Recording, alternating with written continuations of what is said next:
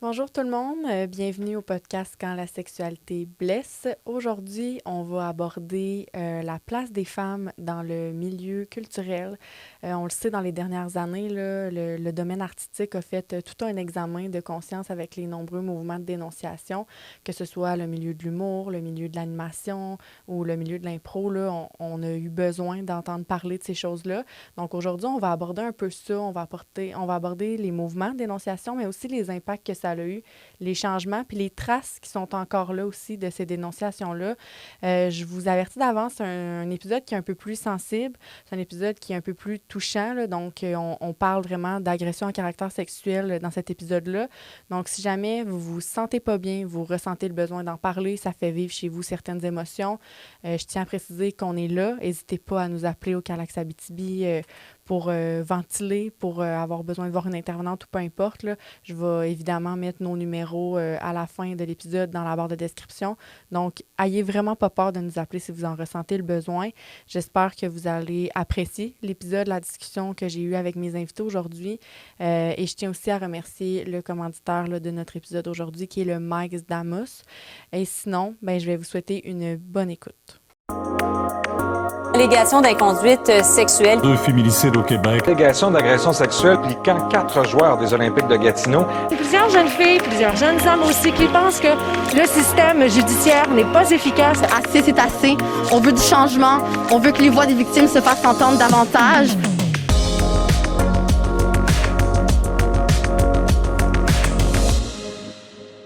Allô les filles! Allô, Jolane. Salut, Jolane. Allô, Salut, Val. Vanessa. Vous allez bien? Très bien, toi-même. Oui, ça va bien, merci. Je suis vraiment contente de vous avoir avec moi cet après-midi. Ben, merci de l'invitation. Ça fait plaisir. On va avoir une belle discussion entre filles, je pense, là. J'en ai pense parlé aussi. un peu dans l'introduction du sujet qu'on allait aborder aujourd'hui, mais je vous ai pas nécessairement présenté. Fait que j'aimerais ça, si vous voulez, là, juste parler un peu de vous pour que les gens sachent vous êtes qui et pourquoi je vous ai invité. Parce que si vous êtes là, c'est parce que vous avez, selon moi, une expertise intéressante pour le sujet. Mais pour que les gens se situent, là, si vous voulez vous présenter un peu. Veux-tu commencer? Ah ben, je peux commencer. Je m'appelle Valérie Côté. Je suis une artiste de la scène en Abitibi-Témiscamingue. Je dirais que j'ai commencé avec l'improvisation. J'en ai fait pendant pas mal longtemps. Je pense 7 ans au jeu. Puis après ça, je suis partie faire... j'avais fondé ma compagnie de théâtre d'intervention. Fait que l'impro faisait vraiment partie encore de ma spécialité, si on peut dire, du service que j'offrais. Ça a toujours fait partie beaucoup de ma vie. Puis depuis 2008, c'est ça, j'ai fondé Je suis une artiste autonome. J'ai été à temps plein avant la pandémie, pendant 5 ans, à vivre de mon art. Donc du théâtre de toutes sortes, mais toujours accompagnée d'une prise de parole dans tout ce que je fais. Donc théâtre d'intervention, théâtre de territoire. Donc donner la parole aux gens. Il n'y a jamais de 4e mur dans ce que je fais comme service artistique. Tu fais un peu d'écriture. J'ai cru comprendre qu'il y avait peut-être un livre qui était sorti il n'y a pas si longtemps. Je ne sais pas si tu as écrit là-dedans. En fait, j'étais une des auteurs. Mm-hmm. Le gros de l'ouvrage, c'était pour... on a fait une pièce de théâtre. J'étais la comédienne. Donc, j'ai retravaillé des textes et j'ai écrit certains passages du livre Le cœur sacré de Jeanne-Mance Delisle, qui était une pièce de théâtre, pas vraiment théâtre, dans le sens que on remettait en valeur l'œuvre de Jeanne-Mance Delisle, qui, comme elle est une femme, a été aussi reconnue par ses pairs que peut-être Michel Tremblay, mais une femme en région qui parle comme on parle en Joal, de l'abus, de tout ce qui se passe, de la pauvreté, de la misère. Ça a été beaucoup moins populaire que Michel Tremblay. Donc, nous, on a voulu ressouligner son travail. Fait que oui, j'ai écrit, mais j'écris toujours dans tous les spectacles que je fais, des monologues. Ouais. Ben merci d'être là, Valérie, Ben, en tout cas. Ben, bonjour. Moi, c'est Vanessa. Je ne sais pas par où commencer. Vanessa Chandonnet, je suis animatrice, comédienne, humoriste. Je réalise que j'ai beaucoup en commun avec Valérie. À chaque fois qu'elle parle, je nous trouve des points communs. Je trouve ça drôle parce que moi aussi, mon art me sert beaucoup à passer des messages, à essayer de faire avancer les choses, même en humour. Moi, je fais des blagues sur la violence conjugale et ça me fait plaisir de les faire. C'est à ça que je sers. Donc, j'ai aussi été gérante d'artistes, puis je tiens à le souligner parce que ça a eu une importance aussi dans mon parcours. Mais si je suis ici aujourd'hui, c'est parce que c'est un sujet important, premièrement, et deuxièmement, parce que malheureusement, j'ai été victime et témoin d'abus, de viols et de violences sexuelles au sens large dans le milieu culturel. Donc, je pense que c'était ça le thème. Ouais. Je pense que j'ai le casting pour ton épisode, Jolane. Bien, c'est ça, dans le fond. Tu sais, moi, ce que je veux aborder, c'est qu'on voit que dans les dernières années, il y a eu beaucoup de mouvements de dénonciation. Il y a eu le hashtag Moi aussi, mais après ça, tu sais, à l'automne 2017, il y a eu d'autres choses. Il y a eu des dénonciations plus en humour, il y a eu des dénonciations plus dans le milieu de l'animation et tout. Puis moi, j'avais envie de savoir, tu sais, on en a beaucoup entendu parler plus à Montréal de ces dénonciations-là, puis des impacts que ça a eu. Mais je veux qu'on aborde aujourd'hui les impacts que ça a eu peut-être plus en région, puis vous, dans vos pratiques, dans vos expériences, comment vous vivez ça, comment vous avez vécu ça. Parce que, tu sais, il y a des choses, il y a des changements qui se font, des changements qui sont, selon moi, nécessaires. Fait que c'est ça, on va pouvoir aborder tout ça ensemble. C'est sûr que moi, on va commencer par une question plus au sens large, mais comment vous décririez, vous, l'ambiance au niveau des relations humaines dans le milieu culturel en général? C'est une grosse question pour commencer quand même. L'ambiance, tu veux dire à travers une équipe de production ou de... Oui, tu sais, au niveau des relations humaines, là, est-ce que tu dirais que c'est une ambiance qui est positive, qui est égalitaire, qui est respectueuse? Est-ce qu'il y a des problématiques? Tu sais, comment, toi, dans ton expérience, tu sais, tu décrirais un peu cette ambiance-là?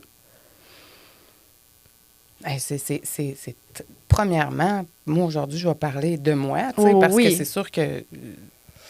mettons qu'on parle de la place des femmes en improvisation ou en art de la scène ou dans la culture, j'ai ma version, j'ai ma position de parce que j'ai vécu, de parce que j'ai vu, de par les filles que j'ai accompagnées. Mais je dirais que c'est très variable. Je te dirais que moi, maintenant, surtout après la pandémie, étant une artiste qui a été très présente les peut-être 5-6 années avant la pandémie. Je ne vivais que de mon art à ce moment-là. Donc, j'ai fait partie de plusieurs productions, souvent avec d'autres femmes, rarement avec des hommes. Toujours, par choix?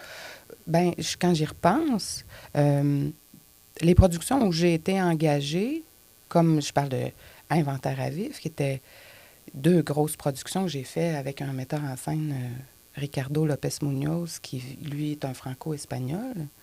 Donc, ces 2 productions-là, lui était là, c'était un homme. Il y avait d'autres hommes qui faisaient partie du projet, parce que c'est un projet qui s'est étalé sur plusieurs années, mais j'étais toujours avec ma collègue d'amour, Marie-Hélène Massiémon, qui est très à l'écoute, très dans la sororité, Donc, mais j'ai un souci maintenant, autant comme productrice d'événements, si, comme là, je fais un spectacle là, bientôt, le 18 novembre au Théâtre des Escars, je fais un gros show.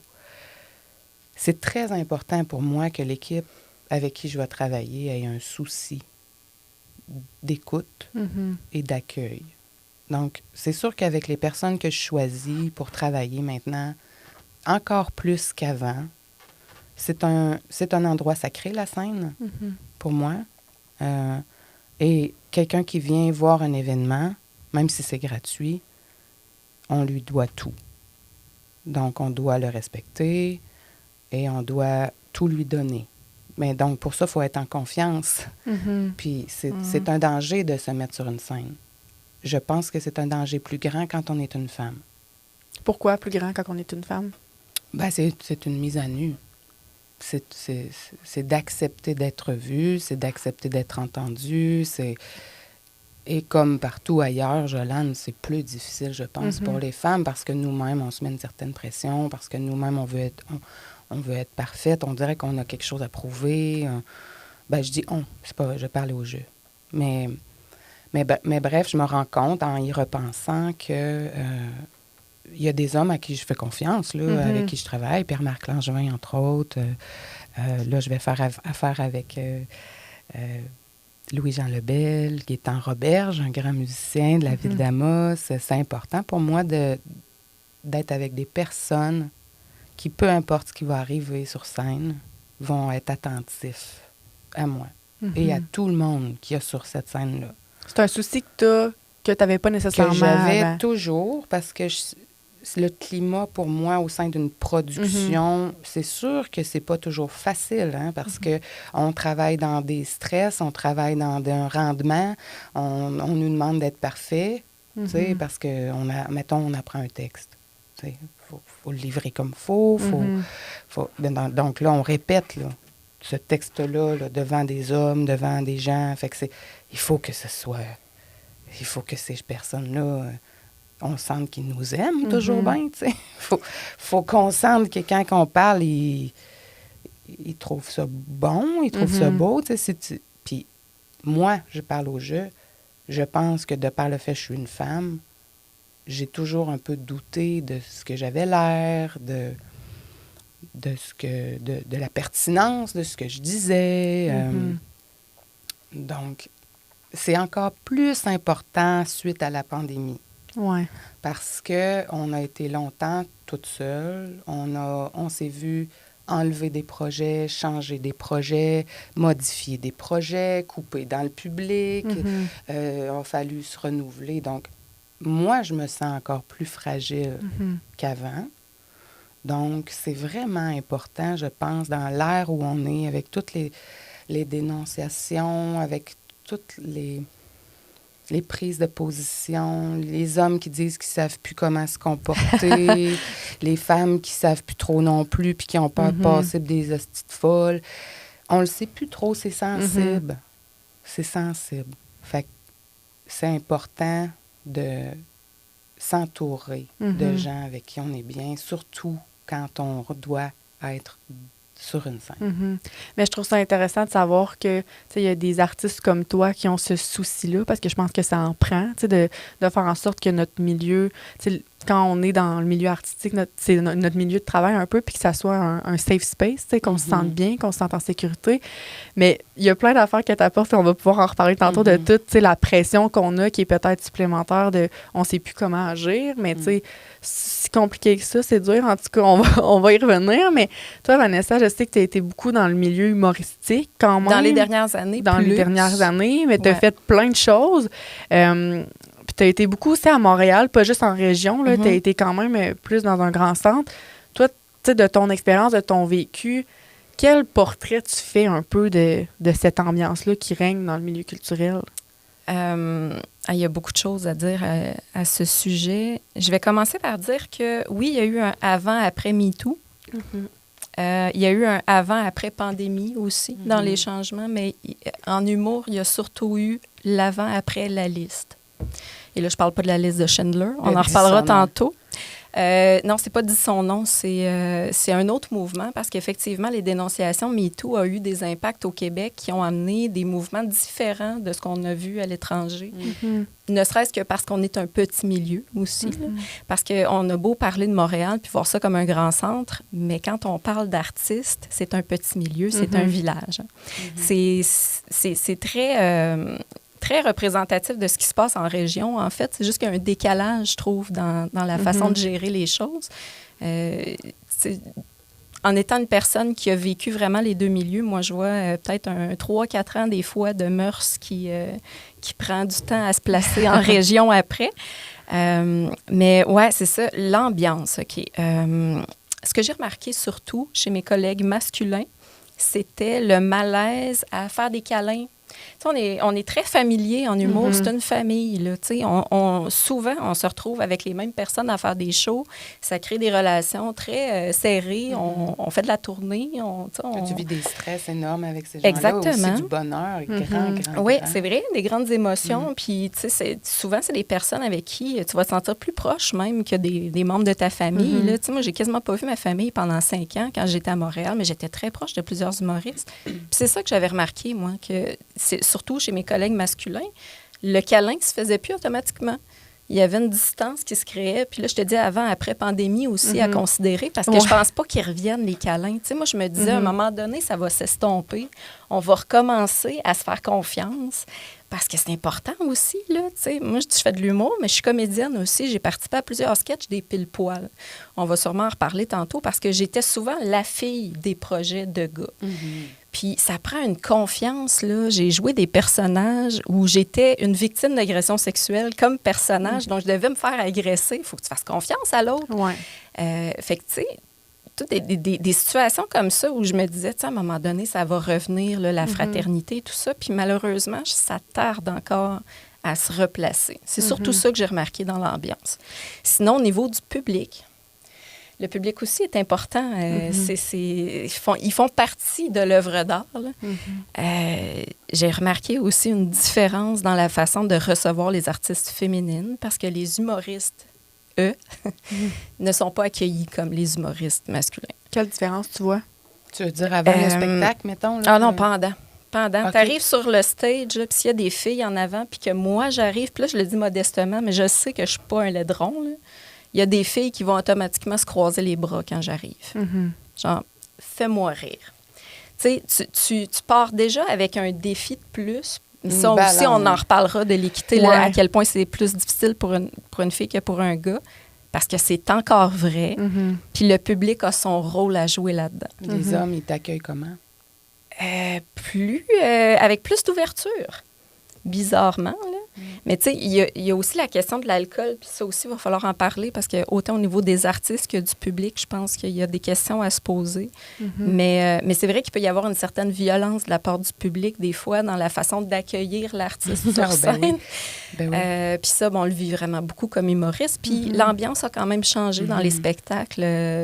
C'est déjà, il y a beaucoup moins de personnes qui viennent voir des spectacles parce qu'on a un travail aussi de rebâtir la confiance du public puis de les aider, de leur donner envie de sortir. Mais un coup qu'ils sont sortis, ces gens-là, souvent, sont plus difficiles à aller chercher qu'avant. Moi, j'ai eu une soirée d'humour dans un café où il y avait un éclairage, puis ça peut avoir l'air niaiseux, là, mais l'éclairage, il joue pour beaucoup sur la confiance que le public va avoir dans le fait de se laisser aller puis de rire. Les gens sont gênés de rire. Ils étaient gênés avant la pandémie. Maintenant, c'est froid. Puis, tu sais, je parle beaucoup avec des personnes qui ont des soirées à Montréal en ce moment. Ils ont de la difficulté à avoir du public. Fait que quand tu as de la misère à avoir du monde, peu importe le monde qui est là, tu le tolères parce que tu es content qu'il soit là, ce monde-là, tu sais. Mais peut-être qu'on tolère encore des comportements déplacés de la part du public qui ne devraient plus avoir lieu d'être. Excuse-moi. Mais non, vas-y. C'est vrai qu'on en parlait dans l'auto tantôt, le lien entre l'humour puis l'impro, il y en a beaucoup, mais c'est pas pareil, c'est pas du tout la même chose. T'sais. Mais ça se passe dans les bars. C'est ça souvent le lieu commun. Dans les bars, tard, puis les gens vont là, c'est vraiment du divertissement. Comme du théâtre aussi, c'est du divertissement, mais on va s'attendre plus. Si on va voir une pièce de théâtre, premièrement, on ne va pas boire. C'est rare, on peut, là, des fois, mais on ne torcheras pas devant une pièce de Michel Tremblay. On ne va pas prendre une pinte en arrivant, une pinte à l'entracte, puis c'est pas ça. C'est vraiment dans le minding, en tout cas, de l'improvisation. Ici, en région, on est bien gros là-dedans. Les joueurs, on boit sur la scène. Moi, je buvais, j'étais arbitre, je buvais. C'est très festif, c'est un peu ça, mais c'est... On a tous une vision différente de l'impro aussi. On ne fait pas tous de l'impro pour les mêmes raisons. C'est pas comme une carrière en humour. Fait que les liens ne sont pas pareils, mais il y a des ressemblances. Puis c'est vrai que ça peut apporter beaucoup de facilité quand il y a de l'alcool, dans le sens que le public va rire plus facilement, va être plus festif. Donc ça paraît, puis c'est comme un échange ça, avec le public. Ça. Donc, c'est sûr que ça joue pour beaucoup, mais ça amène d'autres choses aussi. Oui. Puis tantôt, moi, ce que j'ai noté, Vanessa, que tu disais, c'est que toi, tu as vu une différence avant MeToo puis après MeToo. Après la liste. Puis je sais aussi qu'il y a la liste là, de Dis son nom, qui avait comme une liste publique sur... C'est pas Dis son nom, hein, c'est vraiment un autre mouvement à part. OK. Ah, ben il y a la liste, mais je sais qu'il y avait aussi Dis son nom, qui est une autre chose que, tu sais, il disait publiquement, il nommait des noms, en fait. Moi, je veux savoir, tu sais, comment ces listes-là, parce que j'ai senti que ça a eu un peu écho en région, mais pas autant. Tu sais, on a vu beaucoup de gens comme publics se faire dénoncer, plus à Montréal, mais je pense que ce mouvement-là a quand même eu des impacts ici en région, mais dans le milieu culturel, c'est quoi quelle différence que vous voyez, là, tu sais, au niveau du avant puis du après? Bien, Écoute, tout d'abord, je vais expliquer c'est quoi la liste, parce Oui. qu'il y en a eu 2. OK. Et ça, c'est des mouvements maladroits, mais qui ne sont pas sortis de nulle part. OK? C'est vraiment une tentative de certaines personnes du milieu. Puis je pourrais même pas te dire ça vient de qui, hein, parce qu'il y a plein de rumeurs. C'est comme, On sait c'est comme pas nébuleux. de où ça vient. Non, on ne sait pas. Ouais. On a une idée, là, mais tu sais, je dirais pas son nom. Non. En fait, ces listes-là, le problème que moi je vois dans ces dénonciations-là, c'est que c'était des dénonciations anonymes. À la base, là. Si un agresseur se retrouvait sur la liste, c'est qu'il y avait au moins 2 personnes du milieu qui l'avaient dénoncé. C'était comme leur façon de procéder pour dire, OK, cette personne-là est vraiment problématique. Il y a au moins 2 personnes qui l'ont dénoncé. Ça ne peut pas être quelqu'un qui veut se venger ou... Bon. L'autre problème avec cette liste-là, c'est que on ne savait pas de quoi exactement la personne était accusée. Ce qui veut dire qu'il y avait des violeurs, des abuseurs et des personnes au comportement déplacé qui se retrouvaient sur la même liste. Puis là, ça devient difficile de départager pour, entre autres, les femmes du milieu, tu sais, avec qui tu es à l'aise de fonctionner ou pas, parce que je vous mens pas, là, la 2e liste, il y avait à peu près 400 noms. Eh boy. Puis là, on dit pas, il n'y a pas 400 humoristes au Québec, là, mais ça allait du technicien au propriétaire de bar. Les gens qui gravitent dans le milieu. Exact. Donc, ça a moins touché le public, puis ça s'est moins rendu en région parce que c'était vraiment une question du milieu à Montréal qui essayait de se dépatauger dans tout ça, là, Ça a de changé trouver quelque chose? beaucoup, énormément. Bien, ça a créé beaucoup de méfiance. Positivement? Dans les 2 sens. Puis, tu sais, ces listes-là ont été envoyées aux producteurs puis aux bookers. Puis moi, ben, j'avais ma soirée d'humour. Je bookais en plus d'animer. Donc, j'étais productrice d'événements. Fait que j'ai eu accès à ces listes-là. C'est toutes des personnes avec qui tu travailles, là, qui se retrouvent là-dessus. De mes bons amis se sont retrouvés sur la liste. Ça a été, pour beaucoup de gens dans le milieu, vraiment une passe très difficile. Puis, tu sais, il y a eu, suite à MeToo, des rencontres, par exemple, au Bordel Comedy Club. Tu sais, les humoristes plus établis, là, eux se sont rendus compte parce que, en fait, souvent, ça se passe plus dans les milieux de bar avec les humoristes de la relève. Peut-être, tu sais, c'est rare que ça va être en salle de spectacle qu'il va y avoir des abus. Il y en a aussi, là. Ça va être après ou Ouais, mais tu sais, pendant une prod. C'est ça, exactement. Mais là, tu sais, on essayait de prendre le problème à la base. Tu sais, un humoriste avant qui fasse carrière puis qui fasse des dommages partout, là, ça serait le fun qu'on sache qui est de confiance ou pas.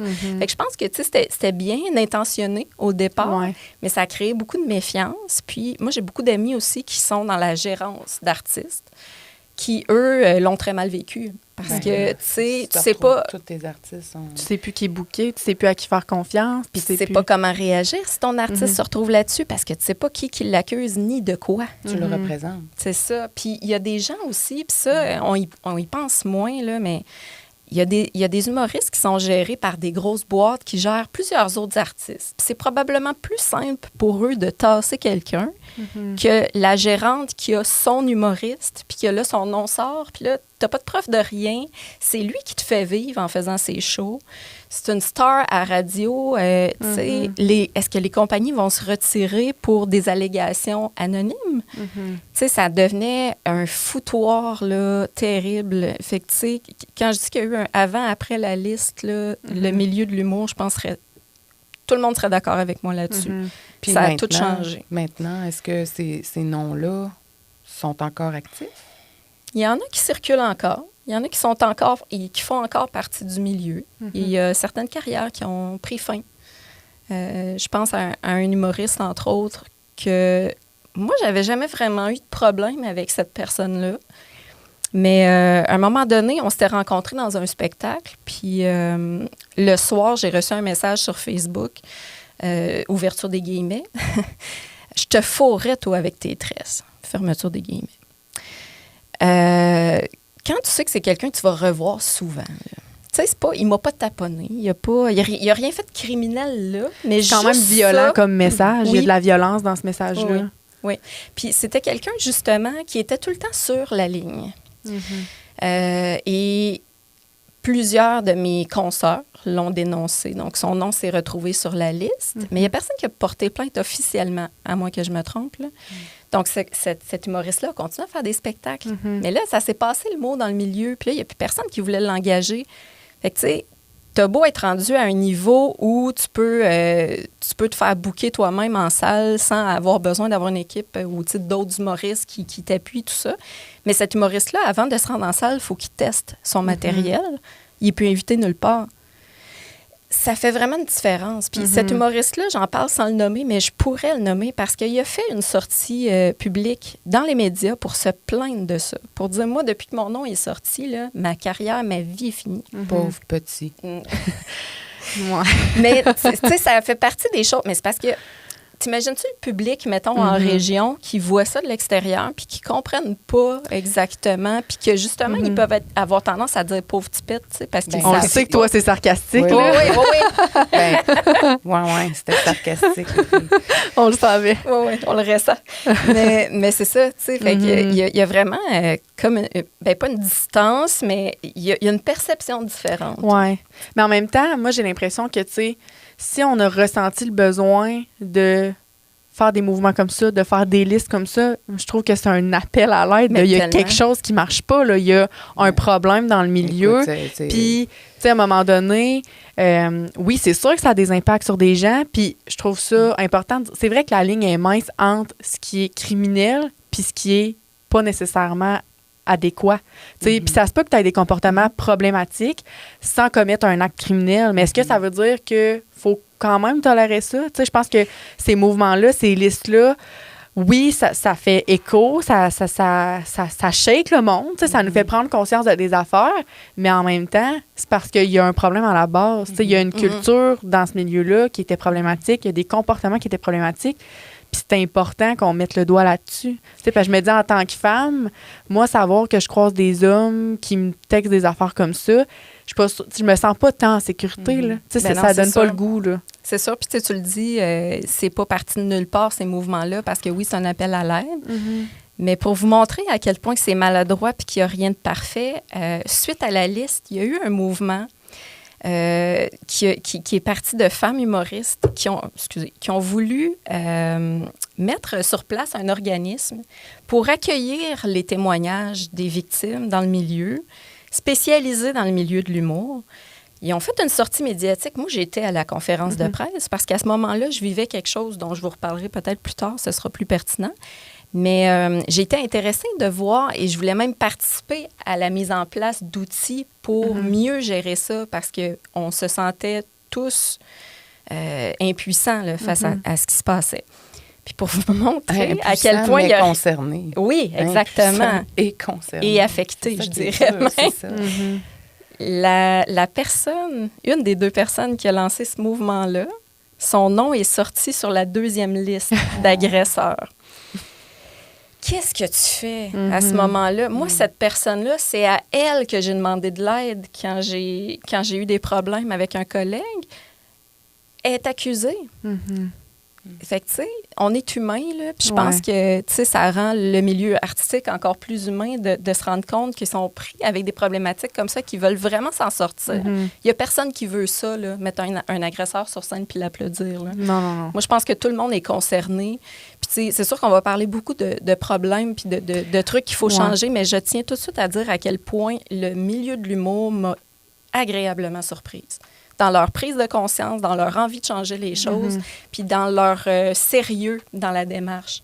T'sais, je pense que les gens de l'industrie ont vraiment compris qu'il y avait un problème. Ils n'ont pas juste voulu sauver la face puis sauver des carrières. Ça, je l'ai vraiment senti bien intentionné. Puis c'est ça qui est important aussi de voir, tu sais, oui, on va parler un peu de trucs négatifs, mais il y a des choses qui ont changé, il y a des solutions, il y a des trucs qui ont été mis en place de positifs, puis tu sais, il faut le souligner aussi, c'est pas rien. Puis tu sais, tantôt, Val, tu disais aussi que tu avais senti une différence entre le avant-après MeToo, tu sais, peut-être au niveau de l'impro ou du théâtre, je sais pas de quel tu parlais. En fait, quand c'est arrivé, ça, je veux dire, moi, il n'y a pas un homme qui m'a l'a dit. Mais j'ai senti qu'il y avait des changements, des petits changements. T'sais, c'était perceptible, je dirais que c'était plus doux, c'était plus... Il y avait comme une espèce de crainte, je pense. Tu sens que Mais les je suis gens pas marchaient sur des Je œufs? suis pas, tu sais... Ben, j'ai senti que faudrait pas que mon nom se retrouve là, puis puis que le terrain... moi, je sens là, que... souvent, on me dit, je suis féministe, c'est une anecdote, là, mais les derniers gars qui se sont intéressés à moi, mettons, comme pour me dater, là, tu sais, puis qu'on est dans un petit milieu, là, fait que là, ils demandent l'opinion des autres, tu sais.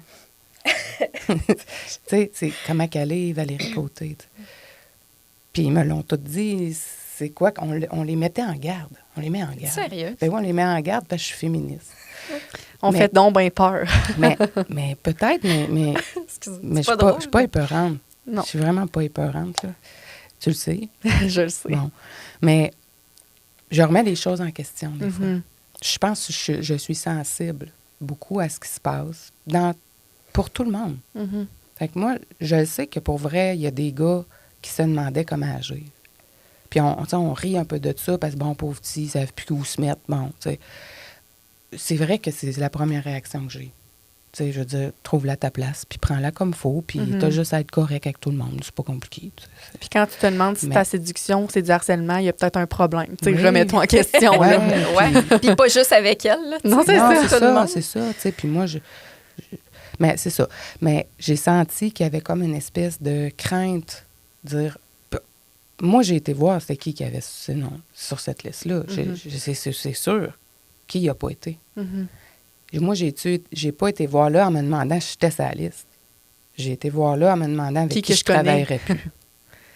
J'ai été voir ça en me demandant qui j'irais plus voir en spectacle. Mais il y a des personnes qui doivent avoir regardé la liste en ayant peur de voir leur nom, je pense. Clairement. Oui. Probablement. Je pense que ça... Parce que aussi, il y a comme tu disais tantôt, Vanessa, une grande confusion, je pense, présentement, dans c'est quoi une agression sexuelle. Puis c'est très banalisé ce que ça peut faire de se faire pogner les boules sur une scène, de se faire traiter de charrue, de se faire... c'est très banalisé. Tu sais, on dirait aussi, surtout quand on est dans un milieu où il faut être comique.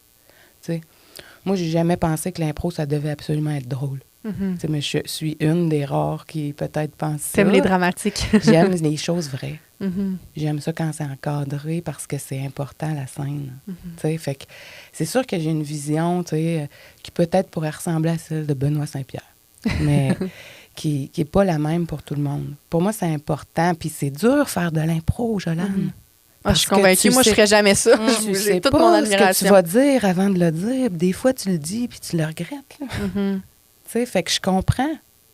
Je comprends que, encore là, en plus, c'est des personnages, mais c'est délicat, là. On est dans des terrains délicats, puis là, on travaille à rebâtir une confiance, Fait que je comprends qu'il y a des gars qui se demandent s'ils peuvent encore dire des choses, Puis la question, c'est oui. La réponse, c'est oui. Tu peux encore dire des choses. Tu peux tout dire. Tout se dit. Fait que, mais il faut déconstruire des habitudes. On a tous des mauvais plis dans nos relations hommes-femmes, que ce soit intime, que ce soit familial, que ce soit sur une scène, dans un public. On a tous des petits travers, là, tu sais, genre, on va moins faire confiance à la petite policière, tu sais.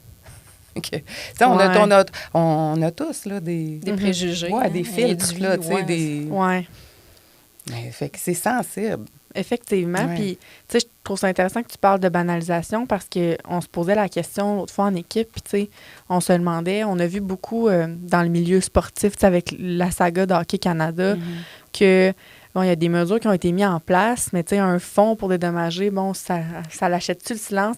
Il y a un peu une banalisation, tu sais, dans le milieu sportif, au niveau des victimes, puis au niveau de ce qui est une agression sexuelle. Puis, tu sais, des fois, je pense que toutes ces affaires-là qui ont été dénoncées dernièrement, j'ai l'impression qu'on a dénoncé des choses qui n'étaient pas considérées comme une agression sexuelle au sens de la loi, mais qui sont pas acceptables non plus, tu sais. Ouais. Est-ce que vous remarquez une banalisation de ces gestes-là? Tu sais, t'en as parlé un peu dans le milieu de l'impro, mais dans le milieu de l'humour, est-ce que tu banalises la violence sexuelle? Oui. La réponse rapide, c'est oui. Mais je voudrais juste rebondir sur ce que Valérie disait, parce que sous le couvert du personnage, il se passe beaucoup de choses. Puis ça, c'est important, là, que ce soit en humour, en impro. C'est vrai que pas mal tout se dit, pas mal tout se fait, mais je pense qu'il y a une préparation à ça où tu peux, quand tu as à faire un sketch là, qui n'est pas improvisé, en parler avec la personne avant, puis voir c'est quoi ta zone de confort à toi, puis... Je vous donne un exemple pour une revue de l'année Scram avec les pile-poils. On avait un sketch, parce que c'est une revue de l'année. Je pense qu'en 2018, on parlait de la marijuana qui était légalisée. C'était Chanvre en ville, le sketch. Et moi, j'avais l'honneur de jouer Lola. Et Simon Portelance faisait Pete. Mais Pete, dans Chambre en ville, moi, j'écoutais ça quand j'étais jeune. Moi, je sais pas c'est quoi. Hey, pour vrai, ça manque à ta vie, Jolane. Tout de suite après ce podcast-là, devoir d'aller écouter Chambre en ville. Bon, mais je vais te renseigner. Ouais. Et pour les gens peut-être à la maison qui n'ont jamais écouté, Pete était joué par Francis Reddy. Et c'était quelqu'un qui, souvent, s'évachait les jambes vraiment ouvertes, là, tu sais. C'était un petit bum.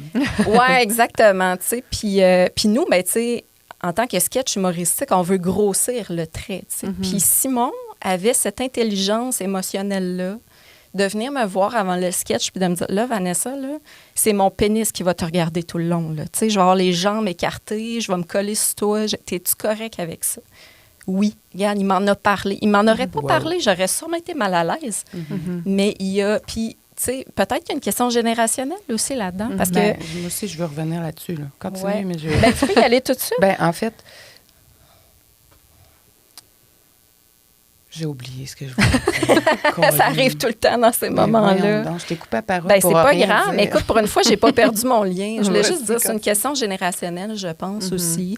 Les collègues plus jeunes, j'avais l'impression qu'ils étaient plus conscients de ces choses-là. Puis je m'entourais de plus jeunes aussi. Peut-être parce que je commence à être vieille pour faire de l'humour, me dirais-tu. Ouais, Mais c'est ça aussi. Je me ramassais avec des jeunes qui avaient comme vraiment évolué avec les nouvelles mœurs, tu sais, puis...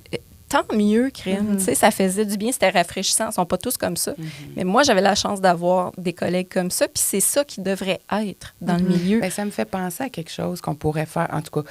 Ouais. Tu sais, parce qu'on a l'habitude, en tout cas, pas tout le monde, mais j'ai déjà vu ça dans des ligues d'impro, de prendre l'habitude, surtout quand on est nouveau, de se demander avant de jouer, tu sais, y a-tu des affaires, tu sais, genre, t'as-tu mal au dos? Ouais. Parce que là, si je me pitche toi, ou, tu sais, y a-tu comme quelque chose qui... Ou des sujets à ne pas mais aborder, ça, j'imagine, en impro Non, aussi? mais ça, j'ai jamais entendu quelqu'un demander ça. Ah, ouais? Moi, OK. je l'ai déjà apporté, je me rappelle, puis tout le monde me trouvait vraiment gossante parce que je savais qu'il y avait une fille dans notre ligue qui était lesbienne. Bon. Puis, j'étais pendant un bon bout de temps, je travaillais pour la diversité sexuelle, je faisais beaucoup de sketchs sur ça, j'animais des colloques. On était dans la coalition d'aide à la diversité sexuelle ici, puis je travaillais fort là-dessus, tu sais, l'acceptation. Puis je disais tout le temps, faites attention, les jokes de fif, tu sais, c'est correct, c'est parce que dans la vie de tous les jours, on en entend encore, tu sais, on peut en faire des fois, mais c'est délicat. Faites attention, tu sais. Mais je pense que ça serait peut-être quelque chose qui pourrait être comme une espèce de début de solution. Est-ce qu'il y a des choses, outre le mal de dos, la cheville tordue, qui sont peut-être sensibles pour toi?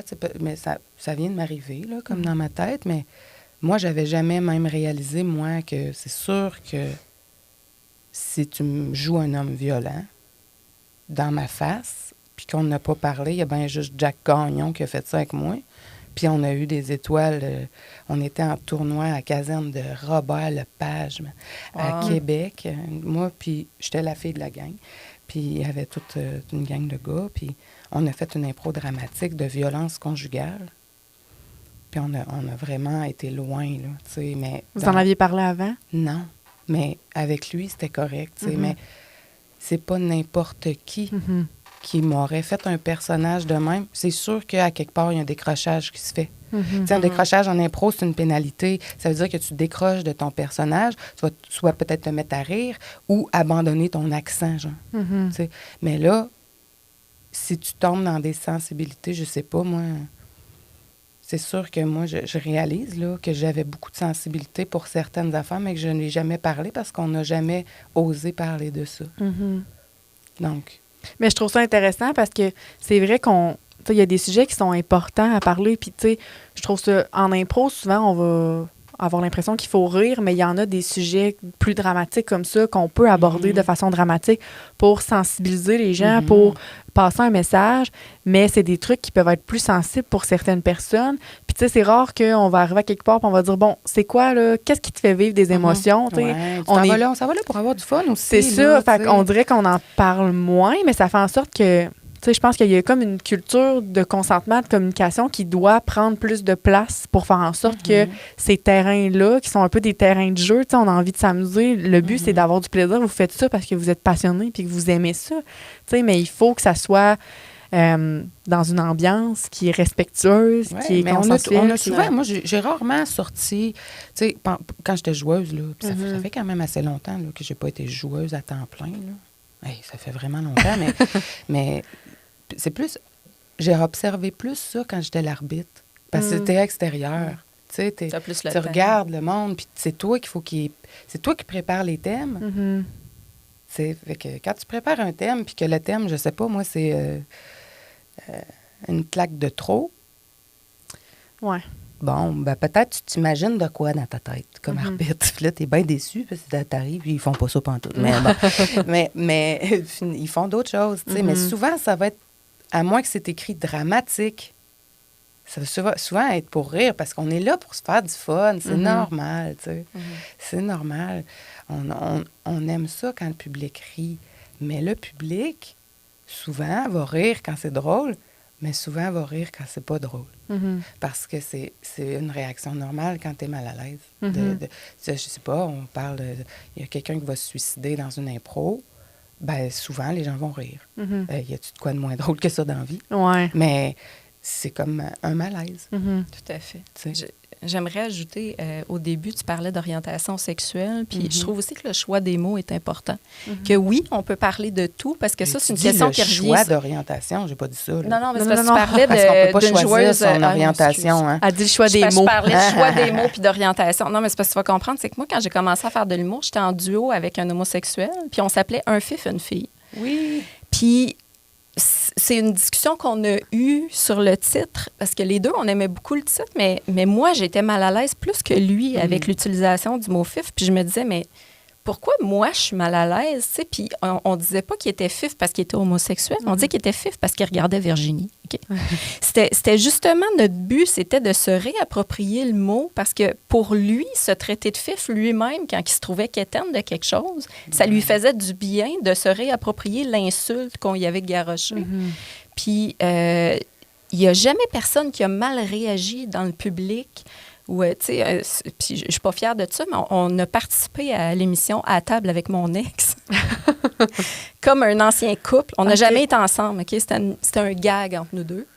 Puis là, j'ai eu peur. Je me suis dit, c'est à nouveau. Il y a plein de gens qui vont voir ça. Puis là, on parlait du fait qu'on avait été en couple à l'époque d'un fif, une fille. C'était totalement faux. Mais moi, juste le fait qu'on parlait d'un fif à la télé, j'étais tellement mal à l'aise avec ça. Et pourtant, aucun retour négatif, parce que je pense que les gens ont compris que notre but avec ça, c'était justement de faire réfléchir.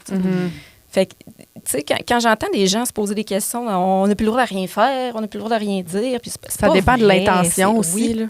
Oui. Tu sais, ce que ces personnes-là veulent dire, peut-être, là, c'est faut que je fasse attention à ce que je dis, puis ça me tente pas. Bien, parce que j'ai pas pris cette habitude-là. Mais c'est facile. C'est juste à parler, à prendre le temps de penser à ce que tu vas dire avant de le dire. Oui, il faut faire attention à ce qu'on dit dans la vie. Puis on a pris l'habitude, tu sais, aussi de... Tu sais, notre comportement envers les femmes n'est pas le même qu'envers les hommes, souvent. Ben non, mais moi, je vais te dire quelque chose, puis c'est vraiment mon opinion. Là. Puis j'ai remarqué ça, puis je dois dire que C'était pour ça que je voulais venir ici au début, juste pour dire ça. Mais j'ai vu un match d'impro avant-hier, On est vendredi. mercredi. Puis là, on dirait que ça s'est pas passé comme d'habitude. Fait que là, je suis mêlée. Mais en tout cas, ce que je veux dire, c'est que j'ai remarqué, puis je veux pas blesser personne, mais j'ai remarqué, puis je sais que je le fais moi aussi, là, mais que souvent, pas tout le temps, mais souvent, les personnages de femmes en impro, je sais pas, moi, nommez-moi des personnages. La boulangère. Bon, la boulangère. Ben c'est sûr qu'elle est conne. Une boulangère conne. OK? Nomme-moi un autre personnage. Une femme importante. Une première ministre. Ah ouais, ben c'est sûr qu'elle est conne. C'est sûr qu'elle est conne. Tu sais, c'est comme si... J'ai l'impression que c'est comme une espèce d'échappatoire à être vrai, puis à se mettre à nu devant le public, justement, comme une femme. As-tu déjà vu ça, toi, une première ministre conne? Non. As-tu déjà vu ça, toi, une journaliste conne? Non. As-tu déjà vu ça, une policière conne? Non. Est-ce que tu dis là, c'est plus vrai avec des rôles féminins que masculins? C'est pas dans le but j'ai de faire rire? l'impression que... Ben oui, c'est sûr, c'est ça. Mais Mais plus là, avec souvent, les personnages féminins. Souvent, dans une impro, la femme automatiquement va mettre en valeur l'homme. Mais ça, c'est mon opinion à moi, là, de féministe. Tu sais. Mais c'est des trucs qui sont subtils. C'est pas n'importe qui. Je suis sûre qu'il n'y a personne qui a remarqué ça. Là. C'est probablement tellement ancré dans notre socialisation que pour nous, c'est normal. Puis on va normalement plus facilement donner la place. Puis le gars, moi, je vois beaucoup plus de gars. Tu sais, en impro, tout le monde pense que l'impro, c'est n'importe quoi. C'est facile, tu t'en vas, tu arrives, puis tu dis ce que tu as à dire, puis tu essaies de faire rire le public, c'est facile. Non, c'est très difficile. Les bons joueurs d'impro sont des grands travaillants. C'est très rare que tu t'appelles, peut-être Sylvain Cahouette, lui, il se forçait pas, puis il était bon pareil. Mais il faut que tu as des techniques, là. Tu n'as pas le droit de dire non. Tu n'as pas le droit de poser des questions. Tu as le droit, mais juste des fois... Puis il faut qu'il y ait un but en arrière de ça. T'sais. Puis il faut que tu fasses des troisièmes entrées. Ça veut dire que quand il y a deux joueurs qui jouent ensemble quelque chose de bien établi, toi, quand tu es sur le banc, tu n'as pas le droit de te reposer. Là. Il faut que tu sois à l'écoute pour saisir toutes les perches que l'autre va te tendre pour rentrer. Et ton but, c'est quoi? C'est de faire avancer l'impro. Donc, d'amener un autre outil, d'amener une autre piste de solution, d'amener une réflexion, d'amener un son. Je sais pas, moi, finalement, il y a une bombe, sauvez-vous, parce que l'impro est plate. Quand tu es sur le banc, tu dois casser ce qu'ils sont en train de faire des fois pour les sauver ou pour les aider ou pour les soutenir, les faire briller encore plus. T'sais. Mais ça prend de la confiance pour faire une troisième entrée. Très rares sont les femmes qui font des troisièmes entrées facilement. Il faut que tu viennes, puis il faut que tu arrives, puis il faut que tu prennes ta place, puis il faut que tu défasses ce qu'ils sont en train de faire pour... Tu sais, fait que c'est-tu visible, ça? Non. Je pense que c'est pas grave, mais c'est ça. Fait que... Mais... puis je dis que comme partout ailleurs, la place des femmes change. Dirais-tu que l'égalité est atteinte dans le milieu de l'impro? Ben, pas atteinte à nulle part. À nulle part. On doit choisir des femmes dans notre équipe. On doit. T'as répondu à ta question? Oui, mais c'est vrai que c'est pas atteint nulle part. Là, moi, j'en ai une question. C'est quoi pour toi l'égalité? Bien, tu sais, en fait, l'égalité, c'est vraiment... Est-ce que vous avez l'impression que les femmes et les hommes sont jugés de la même façon, sont reçus de la même façon dans ces milieux-là? Avez-vous l'impression que les femmes doivent en faire plus pour faire rire, que les femmes doivent plus se ridiculiser pour faire rire? Tantôt, tu parlais de souvent le personnage de la conne. Est-ce que les femmes doivent encore passer parfois par des comportements, tu sais, plus qu'est-ce qui est associé à la sexualité? Moi, je vois moins ça, pour vrai. Là, je regarde Benoît, mais je vois moins ça dans les matchs des personnages, je sais pas comment le nommer, là, mais de pétasses. Tu sais, je voyais ça beaucoup avant. Moi, j'ai jamais été capable de faire ça. Ouais. C'est pas voyons. C'est pas ton casting. C'est pas naturel pour toi, là. Non, de voir ça, tu sais, comme quelqu'un qui va séduire, tu sais, ou tout ça. Mais je vois moins ça. Mais je le vois des gars aussi, ça. Là. Mhm. Mais je vois moins ça qu'avant. Je dirais plus, c'est ce qui, moi, me dérange, c'est vraiment... tu regardes toutes les belles filles qui font de l'impro, là, tu sais, elles sont toutes hot. Il n'y en a pas une qui est conne. Mhm. Tu sais, fait que moi, je rêve d'aller voir aussi hot sur la scène que dans la vie, Mhm. tu sais. De ne pas passer par nécessairement le Ben, dénigrement. Puis ils font, tu sais, on fait pas tout le temps ça, puis ils font pas tout ça, mais je ressens que c'est quelque chose qui est comme... C'est une habitude. Moi, je pense pas que c'est nécessairement conscient, Pas mais voulu, on est là. tellement Ben habitué. non. Mhm. Puis c'est sûr que, comme on disait, tu sais, ma vision, moi, j'aime ça quand c'est des choses vraies. Tu sais, j'aime pas ben ça quand c'est trop pour faire rire. Tu sais. Fait que c'est sûr, peut-être ça vient me chercher plus. Ouais. Je peux répondre à ta question en 2 volets. Parce que le milieu culturel, c'est pas que les artistes. Non. J'ai été souvent animatrice culturelle. J'ai une anecdote à vous raconter, puis là, il va falloir que je sois prudente dans ce que je vais dire parce que ça touche des gens très, très connus. Quand je suis arrivée à Montréal, moi, je suis arrivée à Montréal non pas pour faire de l'humour, mais parce que j'étais gérante d'artistes. Je gérais Hugo Saint-Cyr, alias Michel Couillard dans Ouattatata. Oui. T'es peut-être trop jeune. Ouais, je sais pas, j'ai pas écouté Ouattatata non plus. J'étais sûre. Qui est décédé maintenant. Écoute, il est décédé 2 semaines après mon arrivée. Ah, OK, ouais. moi, je m'en allais lancer son album, puis mon artiste meurt. Donc, plan B, humour. Mais humour, je savais que je ne pouvais pas en vivre demain matin là, parce que je commençais. Puis pour vrai, là, avant de vraiment vivre de l'humour, ça prend quasiment 10 ans d'acharnement. Mais moi, j'avais déjà beaucoup d'expérience comme chroniqueuse, animatrice culturelle et j'avais du bagage à présenter pour un emploi. Et à un moment donné, première année que je suis à Montréal, là, il y a une offre d'emploi sur Facebook pour une émission d'humour animée par un de mes humoristes préférés. Puis là, je lis la description de tâche et je capote. Là. C'est genre, c'est moi, là, c'est pour moi. T'sais. Mais j'ai pas de démo à ce moment-là. Puis là, je fais des recherches pour me trouver quelqu'un, parce que moi, j'avais encore genre des cassettes là, qu'on mettait dans la caméra. Puis, tu sais, j'avais même pas d'ordinateur pour transformer ça. Puis, je pars à la base. Je vous fais une longue histoire courte pour expliquer que ça a pris du temps avant que je réussisse à avoir mon démo. Puis, au moment où j'étais prête à l'envoyer, je retourne sur la page Facebook de l'émission pour voir où l'envoyer, à quel courriel. Puis, moi, dans le message que j'avais vu au préalable, j'avais, mettons, jusqu'au 31 du mois. Puis là, j'y vais, on est le 30, mettons. Puis là, je vois que 2-3 jours avant, il y a eu un post sur la page, puis ils disent « Merci beaucoup pour votre intérêt au poste qu'on a ouvert. Malheureusement, on a tellement reçu de demandes que là, on l'a fermé. Il n'y a plus moyen de postuler dessus. » Hey! Moi, là, j'ai travaillé fort pour avoir mon démo, puis j'accepte pas de me faire dire non. Fait que je connais un peu de gens dans l'industrie.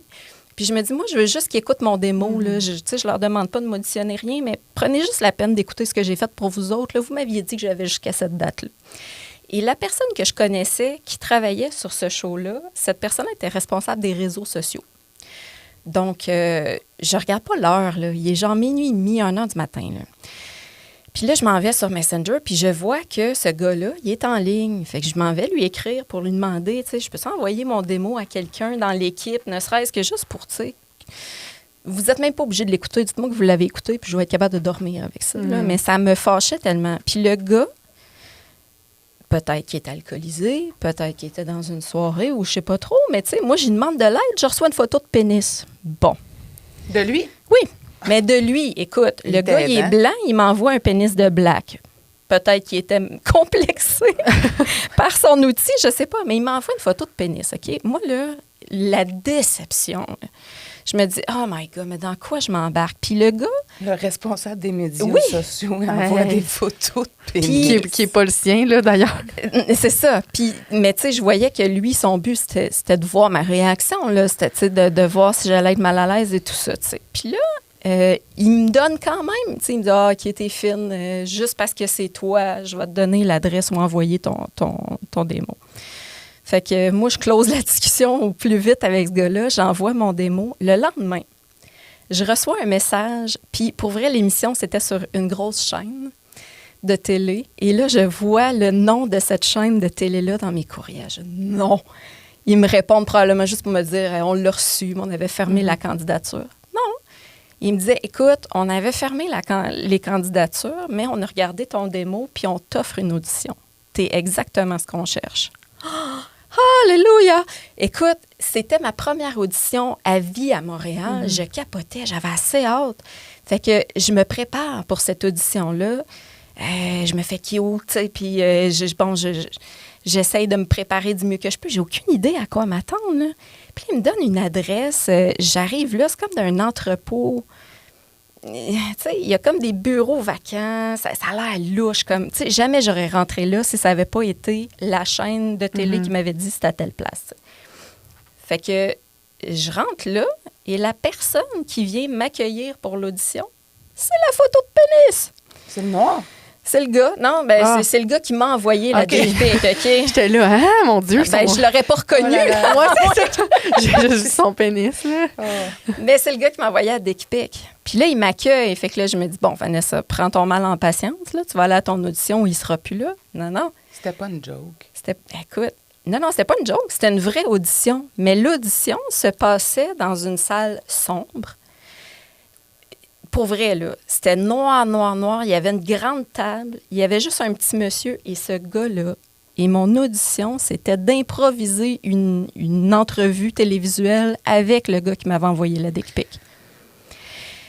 Puis là, moi, je vois sa table, il y a juste un paquet de, tu sais, comme un dossier d'ouvert. Puis c'est toutes mes photos Facebook. Pas des photos que j'ai envoyées, là. Tu sais, ils avaient fait une recherche sur moi, ils ont stalké. Puis là, tu sais, on me dit, il faut que tu fasses l'entrevue avec ce gars-là. Fait que là, tu sais, bon, je suis professionnelle, je vais être correct. Là, le petit monsieur, il me dit, là, je sais pas si on te l'a dit, mais nous autres, ce qu'on cherche, c'est du sexy, c'est du vulgaire, c'est du crunchy. Puis là, moi, je me dis, hey, as-tu regardé? Moi, j'ai 35 ans à ce moment-là. Là. Tu sais, je suis prête, j'ai bien de l'ouverture, mais je suis pas prête à faire n'importe quoi.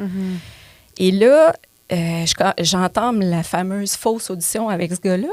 Puis lui, sa job, c'est de me rendre mal à l'aise dans l'entrevue pour voir si je vais... Jusqu'à où tu vas aller. Exactement. Fait qu'en entrevue, il m'a demandé c'était quand ma dernière relation sexuelle. Il a essayé de m'embrasser. Écoute, toutes les affaires que tu veux pas qu'il arrive dans une audition, là, tout ça, là, réuni dans le même moment qui a duré 10-15 minutes. Je suis sortie de là, les filles. Je me suis dit, OK, si jamais j'ai la job, puis à ce moment-là, je savais que je ne l'aurais pas parce que, tu sais, clairement, je n'étais pas à l'aise, là. Mais je me suis dit, s'il m'appelle pour me dire que j'ai la job, je la refuse. Puis, tu sais, c'est plate que je ne puisse pas vous dire ça, avec qui j'aurais travaillé, mais c'est peu dire, là. Je rêve de travailler avec cette personne-là, puis j'aurais refusé. Finalement, le boss, le petit monsieur qui m'avait accueilli, m'a appelé le lendemain pour me dire, écoute, on t'a pas choisi, puis honnêtement, moi, je t'aurais pris. Puis, tu sais, je suis mal à l'aise de t'appeler pour te dire que non, parce que vraiment, là, je t'ai apprécié, puis tout, puis moi, j'étais contente. Genre, merci, c'est bien gentil de m'avoir appelé. Tu sais, j'étais full de bonne humeur parce que je voulais pas être obligée de refuser ça, tu sais. Ouais, fait que ça s'est closé comme ça. C'est la seule audition que j'ai faite à Montréal. Après ça, j'ai plus jamais voulu en faire parce que je savais pas dans quoi je m'embarquais. Mais ça me dépasse, là.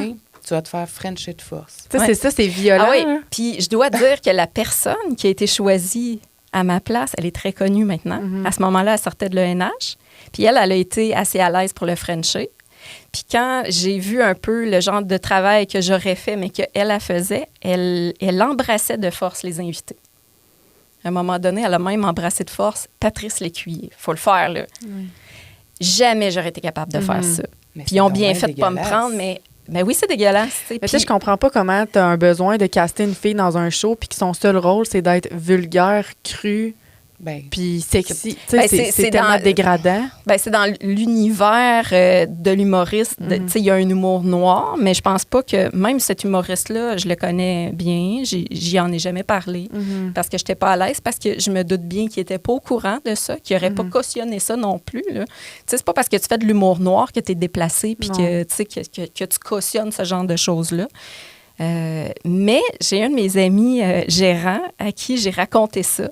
Puis il m'a dit, tu sais, Vanessa, c'est pas plus mal parce que tu aurais été associée à quelque chose que t'es pas. Puis ça l'aurait nuit à ta carrière. Puis là, j'ai envie de l'appeler ces temps-ci pour lui dire, t'as-tu vu, elle a son show de télé maintenant? Elle a son propre show de télé. Sa carrière, depuis qu'elle a accepté de frencher tout le monde, C'est ça, la réalité du milieu. Puis là, je te parle pas de ça dans les années 1980, là, c'est dans les 5 dernières années, tu sais. C'est un peu de...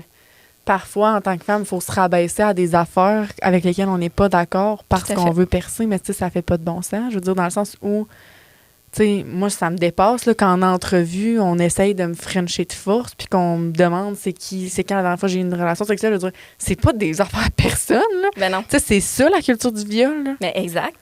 Tu sais, Exact. c'est Je m'attendais un tellement exemple de pas à ça. là. Parce que ça, c'est après MeToo, là. En plus, Ouais. je pense que c'est encore pire, on dirait, dans le sens où J'en reviens pas.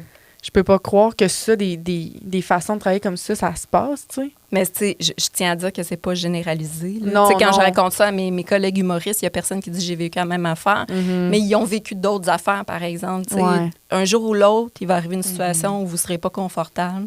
Ça fait partie, pas juste du milieu, mais de l'humain, je pense. Mais tu sais, là, c'est plus... Je comprends que c'est comme... C'est arrivé à Montréal. Ouais. Là, je sais que tu es revenue ici. Valérie, toi aussi, tu es ici. Diriez-vous qu'il y a la même culture du viol en Abitibi-Témiscamingue?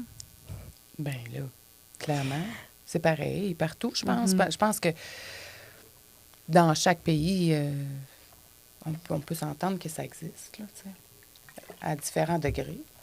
Effectivement. Mais pour voir... tu sais, c'est parce que là, cette histoire-là, mon Dieu, je suis tombée bien bouleversée. Hey, je là, m'excuse. c'est vrai que ça a changé l'ambiance. On parlait d'ambiance tantôt. Non, mais ce c'est genre on parle d'affaires. de consentement. Tu sais, On est des femmes empathiques, c'est pour ça. Ben, j'apprécie. On est dans une période où on se questionne beaucoup, puis même vous autres au Calax, vous faites des affiches sur vos réseaux sociaux pour expliquer simplement le consentement, c'est quoi? Parce que c'est bien compliqué, ça. De Il y savoir. en a qui pensent que c'est un contrat de 10 pages, là. Il y en a, et on dirait c'est bien compliqué, ça, de savoir si la fille, elle veut. Ben, la fille, le gars, n'importe qui. Excusez, là, ça, c'est pareil. Ouais. Mais je peux pas croire.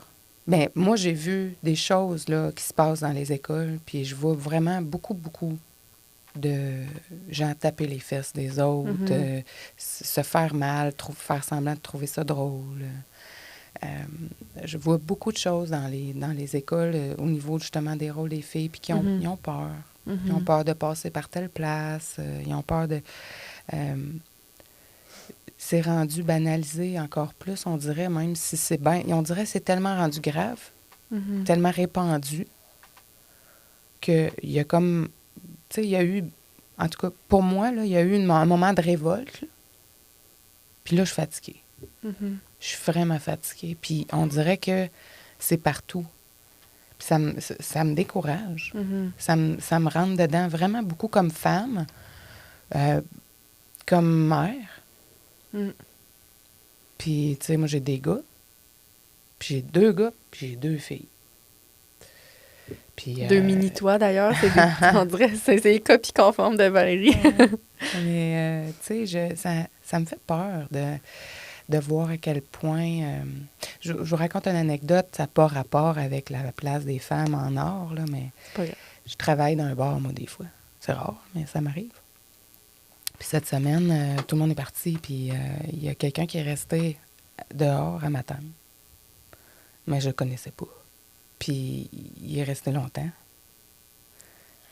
Puis il faisait des allers-retours devant la porte, tu sais, comme en me regardant. Puis j'ai eu peur. Hey, je suis forte, moi, là. Je veux dire, je suis grande, je suis capable de me défendre. Là. Mais j'ai... C'est lourd d'avoir Je suis peur. tannée, Mais là. tellement. Je suis tellement tannée. Je suis Comment tellement- ça a fini? T'as-tu été le voir? Ça a fini que je me rappelais plus du code du système d'alarme, fait que j'ai été obligée de demander à quelqu'un de venir. Puis c'est un jeune homme, mais c'est un jeune homme, là, mais... Puis je suis ressortie en même temps que lui. Puis là, quand la personne a vu que j'étais pas toute seule, il m'a regardé m'en aller à mon auto, puis je suis partie. Puis, mais pour vrai, je n'étais pas capable de sortir toute seule. Mais je comprends. Puis il serait peut-être rien arrivé, là. Mais tu sais, je pense que... Puis c'est une discussion que j'avais eue avec un joueur d'impro il y a quelques années.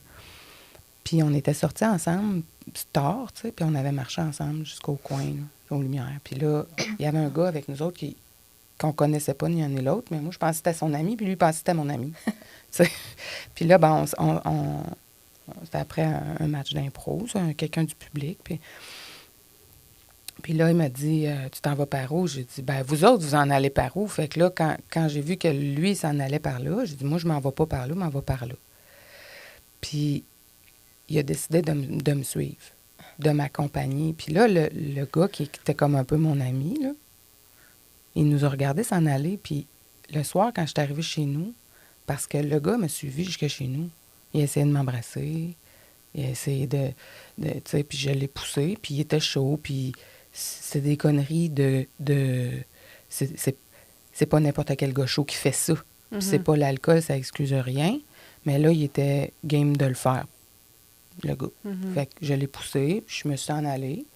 Mais après, j'ai réécrit à mon ami, puis j'ai dit, « T'es un hostie, toi? Pourquoi tu m'as pas accompagné jusqu'à chez nous? » C'est vous ce qui m'a répondu.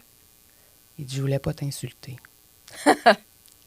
Est-ce que c'est pas drôle, mais voyons donc. Je savais que si je te disais, « Tu veux que je te raccompagne? » que peut-être que tu allais penser que je te prends pour une victime.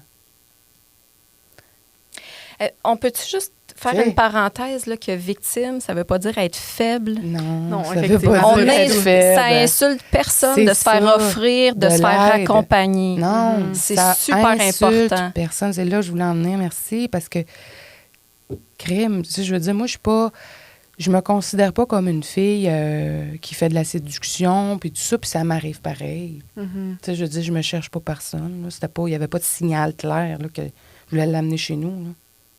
Mais ça m'est arrivé pareil, puis ça m'est arrivé encore, là. Tu sais, je fais que les gars, les filles, quand vous voyez, tu sais, que quelqu'un peut...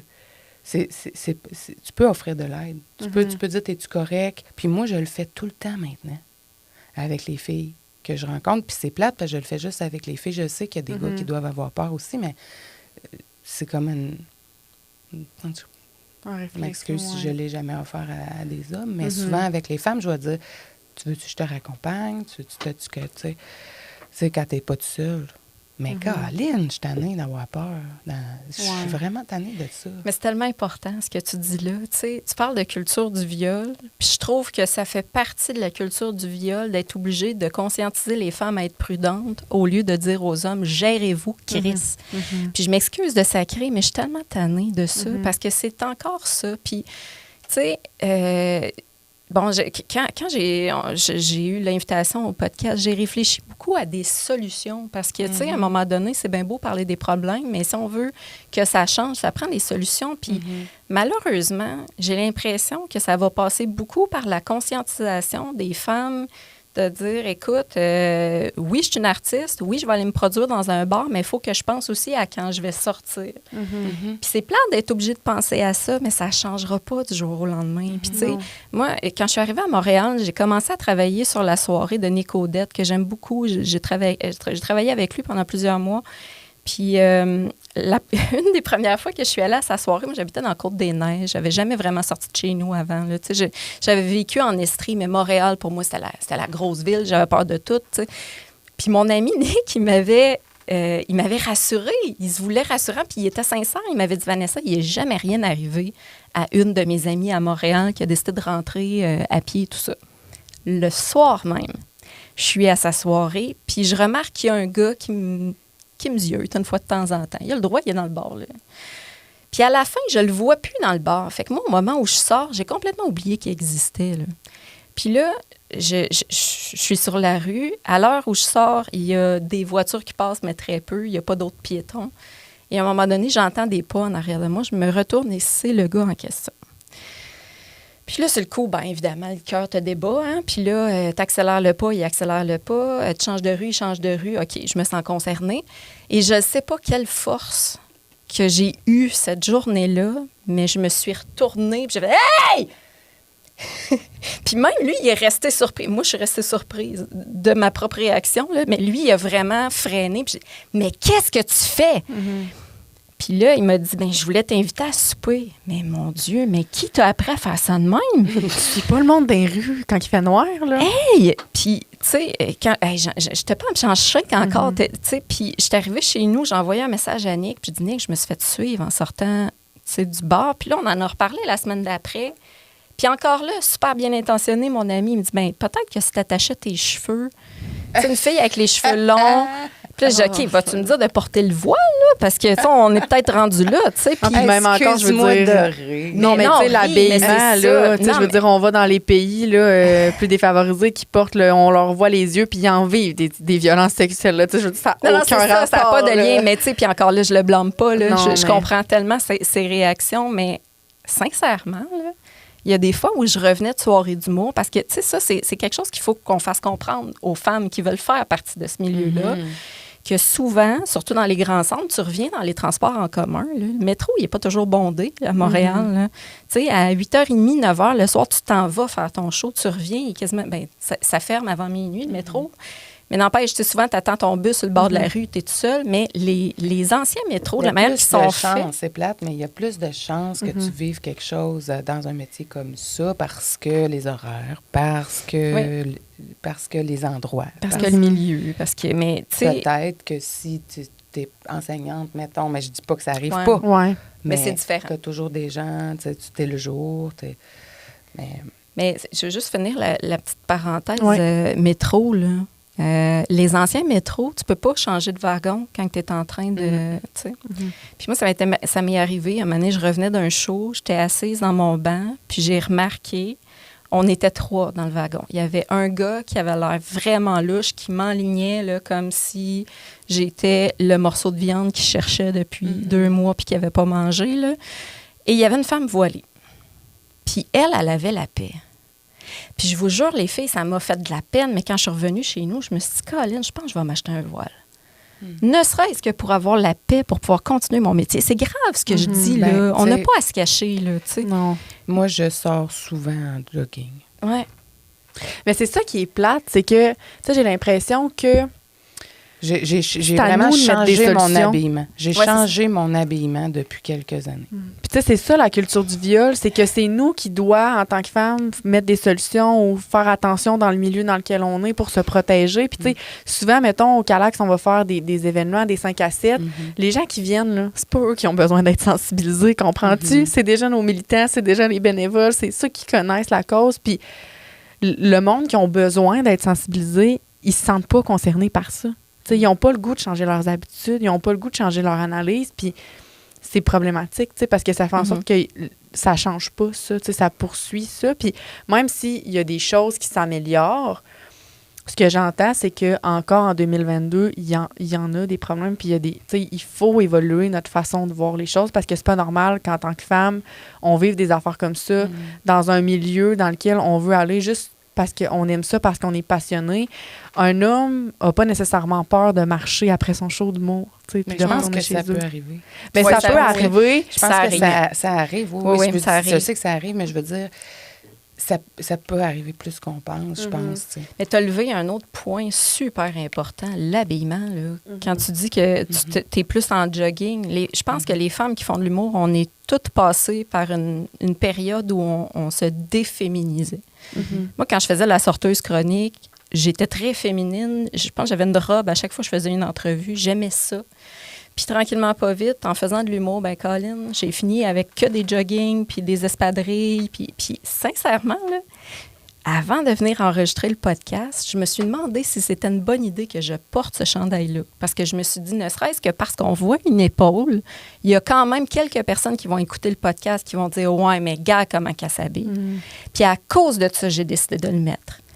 Parce qu'ils vont gagner. C'est belle ton épaule. Merci.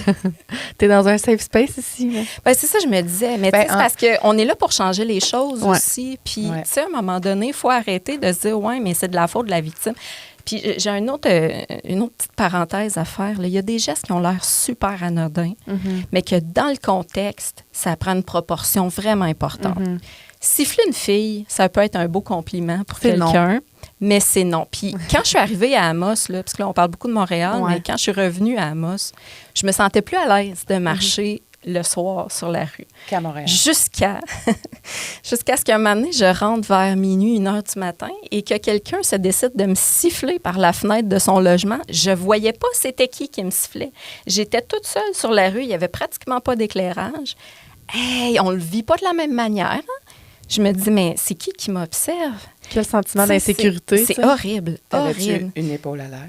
Non. Non, j'avais mon manteau, mon foulard. Non, tu sais. tu sais, j'avais rien de sexy, là. Non, c'est quelqu'un qui a connaît voulu, ça, mais- c'est quand Je même me bien. justifie pas. Mais tu sais, c'est ça pareil. Tu te dis, voyons, tu sais, la personne qui a fait ça, peut-être qu'elle n'était pas mal intentionnée, Elle voulait- mais elle voulait te niaiser. l'impact est là pareil. Ben oui, tu sais. tout à fait. Mais tu sais, tu parlais de solutions.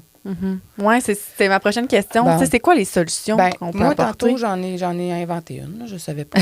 C'est peut-être pour l'impro, parce que c'est facile de le faire, parce que j'ai l'impression qu'il y a une ouverture. Mhm. Il y a une ouverture avec tout ce qui s'est passé.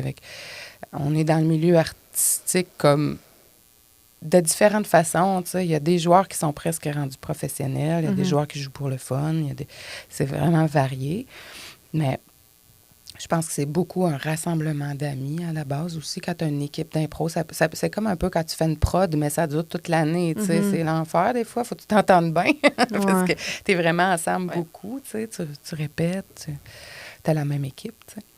Mais peut-être que d'ouvrir cette discussion-là, peut-être pas juste avant un match, mais lors d'une répétition ou dans une ligue, à l'intérieur, peut-être les ligues pourraient prendre une responsabilité de peut-être penser à ça, tu sais. Au moins y penser, tu sais, puis créer des safe places. Moi, cet été, on a fait ça ensemble, Jolane, on est allé au H2O pour mettre on avait des chandails puis des affiches qui s'adressaient aux témoins. OK? Parce que souvent, on parle aux femmes, protège-toi, ou dis son nom, ou fais attention, ou dénonce, ou... Mais là, on parlait aux témoins. Genre, sa joke te dérange, réagis. Même si c'est ton ami. Réagis. Tu sais, c'est ça. C'était le fun, le fait On a stéréo, fait c'est très podcast. on a fait les slogans ensemble, ça paraît. Puis, pour vrai, on était bénévoles au bar. Après ça, on a été bénévoles aussi à la Fée, un autre festival à Amos. Et on n'avait pas de safe place en tant que tel. Tu sais, dans le sens, ça n'existe pas ici. Je n'ai pas vu ça encore arriver dans notre ville. Mais on était là. Puis je pense que les gens savaient qu'on était là. Puis j'ai vu, pour vrai, suite à ce qui s'est passé dans notre ville d'Amos, j'ai vu des gros changements. Puis ça m'a fait un bien immense. À la Fée, entre autres, j'avais quelqu'un que je connaissais qui avait bu beaucoup d'alcool. C'est une femme. Puis j'ai vu des filles, des jeunes filles, dans la vingtaine, venir la voir. T'es-tu correct? T'as-tu besoin d'aide? Parce qu'il y avait comme un gars à Frencher avec un gars, mais c'était correct, elle était contente. Là. Mais il y a plein de monde qui sont venus voir pour valider. Ça, c'est cool. Parce que c'était pas quelqu'un qu'on connaissait. Il faut apprendre à agir, Puis à intervenir. j'ai trouvé ça beau, là. J'ai trouvé ça beau, là, de voir ça, tu sais. Puis là, de me regarder, tu sais. Puis moi aussi, c'est mon ami. Puis on dirait même quand c'est nos amis, des fois, on est plus mal à l'aise parce que, tu sais, puis là, j'ai un autre de mes amis, elle me disait, laisse-la faire, tu sais. Peut-être quelqu'un, tu sais. Je dis, ouais, mais attends un peu, là. On le connaît pas, ce gars-là. Fait que, tu sais, à un moment donné, moi, j'ai géré. Tu sais, ta chum n'est plus capable de prendre des décisions. Là, c'est assez. Ouais. Tu t'en vas, puis moi, j'en ramène avec moi, tu sais. On a besoin de ça, là, encore plus qu'avant. On avait besoin de ça avant. On était plus mal à l'aise de le faire, je pense. Là, on n'a plus le choix. Puis ça, là, c'est toujours le bienvenu, tu sais, pour les hommes ou les femmes qui se demandent comment agir, là. De venir voir comment quelqu'un se sent, c'est jamais une mauvaise idée. Ah ouais, non, je suis tout à fait Puis j'étais d'accord arrivée au avec toi. FME après. Puis là, il y avait un safe place, puis il y avait du monde qui se promenait partout dans le FME, là. Pas juste où il y avait le site, mais moi, j'ai vu du monde aussi à la nuit électro. Moi, j'aime ça danser, tu sais. Fait que puis j'ai vu du monde venir voir puis me dire, avec moi, je veux juste s'acheter dans un safe place. Man, ça change toute la soirée. Mais ça change aussi l'ambiance, tu sais, dans le sens où de participer à des festivals, c'est le milieu artistique, tu sais, fait que c'est le fun de Puis voir il est que tard, ça change. Puis on a puis- consommé, puis des fois, c'est 5 heures du matin. On peut en trouver bien des affaires à 5 heures du matin. C'est des belles initiatives, là. Tu sais. Fait que j'ai trouvé ça. Puis c'est des solutions qui sont faciles, je crois. J'ai beaucoup de choses à dire sur ce que tu viens de dire. Je vais essayer de faire ça court. juste les safe space ou safe place. Puis on va revenir sur l'équité. Moi, une des choses dont je suis le plus fière dans ma carrière humoristique, c'est d'avoir eu ma soirée de rodage et d'avoir toujours eu un pacing moitié féminin, moitié masculin. Pour moi, c'est ça l'équité. Ma soirée d'humour se déroulait dans une coopérative qui était un safe space. Et je me suis rarement sentie aussi peu en sécurité que là. OK? Je veux juste, tu sais, puis toutes les initiations sont bonnes. Toutes les solutions valent la peine d'être essayées, là, parce que là, on a des gros problèmes, il faut faire de quoi. Mais moi, je tiens à faire de la prévention aujourd'hui parce que ça passe beaucoup par ça, là, parce que c'est quand tu es prévenu d'un problème que tu vas mettre en place des solutions. Je vais vous raconter dans les grandes lignes l'agression sexuelle que j'ai connue comme chroniqueuse culturelle parce que je trouve ça important d'en parler. Parce qu'il n'y a pas juste les artistes dans le milieu culturel, il y a aussi les groupies, soit dit en passant. Puis ça aussi, il y a de l'abus, là, on pourrait en parler pendant des heures. Vous feriez des cauchemars si je vous racontais tout ce que j'ai vu. Quand j'étais la sorteuse chronique, je rencontrais des artistes en région et tout ça, je me faisais des contacts. Puis à un moment donné, j'ai voulu aller à Montréal pour continuer un tournage que j'avais déjà entamé avec cet artiste-là en Abitibi. Donc, je connaissais déjà l'artiste. Je m'en vais faire un tournage à Montréal dans un bar, un endroit très réputé. Fait que c'est pour ça aussi que je tiens à prévenir, tu sais, parce que ça peut se passer dans un endroit qui est réputé. Ça peut se passer quand il y a du public. Ça peut se passer quand tu es en confiance. Puis moi, là, toutes ces choses-là étaient en place pour que je me sente en sécurité ce soir-là. Je connaissais la personne. J'avais un bodyguard. J'avais engagé quelqu'un pour me protéger.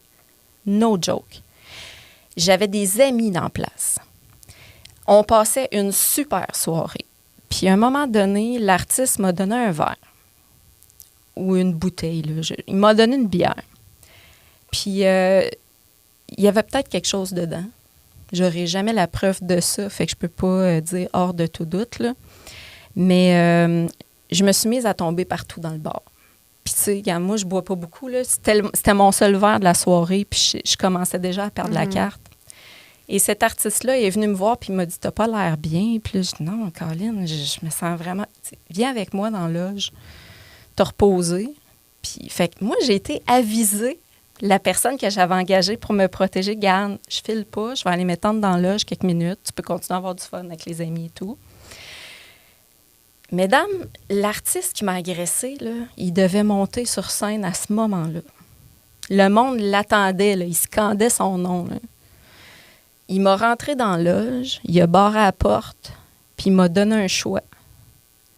Puis moi, je me tenais plus debout, là. Je pouvais même plus me défendre rendu là. Je veux dire, il m'a dit « Je te passe dessus ou tu me suces. » J'ai même pas été capable de répondre. Il s'est masturbé dans ma bouche. Il est venu, puis il est allé faire son show. Même encore aujourd'hui, là, je vous parle de ça, puis... Arc. Comment ça peut arriver, quelque chose comme ça? Puis là, tu te dis, il y a du staff dans ce bar-là, OK? Puis ce gars-là, c'est l'artiste de la place, là. Tout le monde le connaît, là. Puis là, tu te dis, OK, il n'y a personne qui a vu, qui m'a emmené dans la loge, puis qui m'a séquestré, puis personne, là.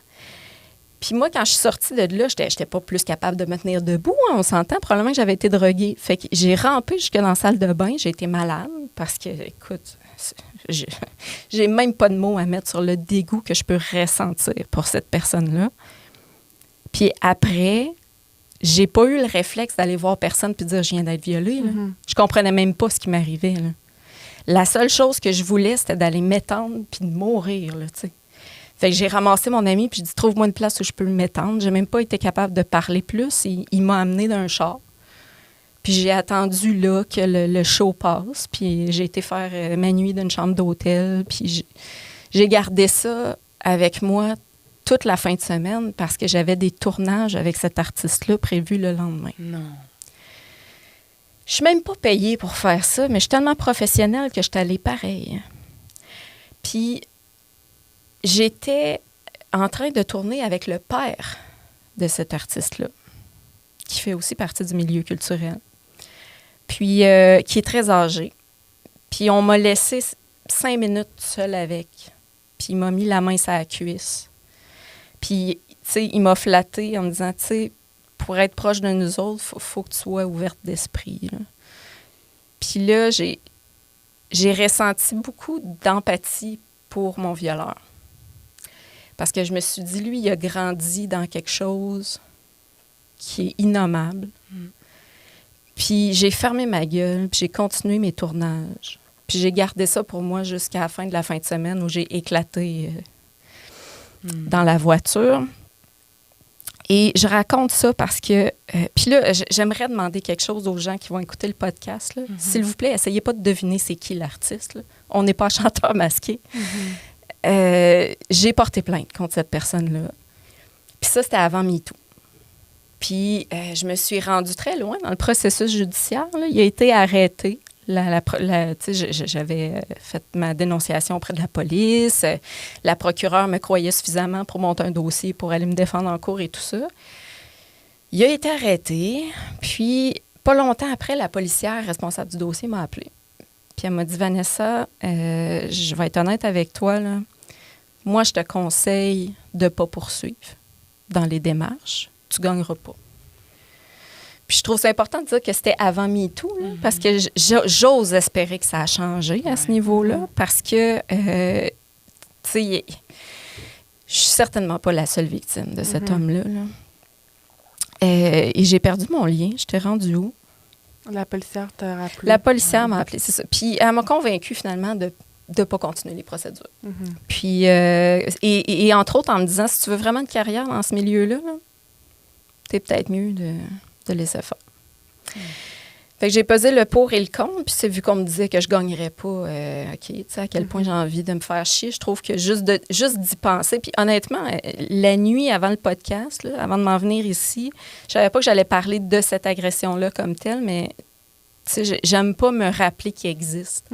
Je me rappelle même pas du mois où j'ai été agressée parce que je voulais pas m'en rappeler. Je voulais pas que ça devienne une date à chaque année, que, ah mon Dieu, ça fait 8 ans, ça fait 10 ans là, qu'il m'est arrivé ça.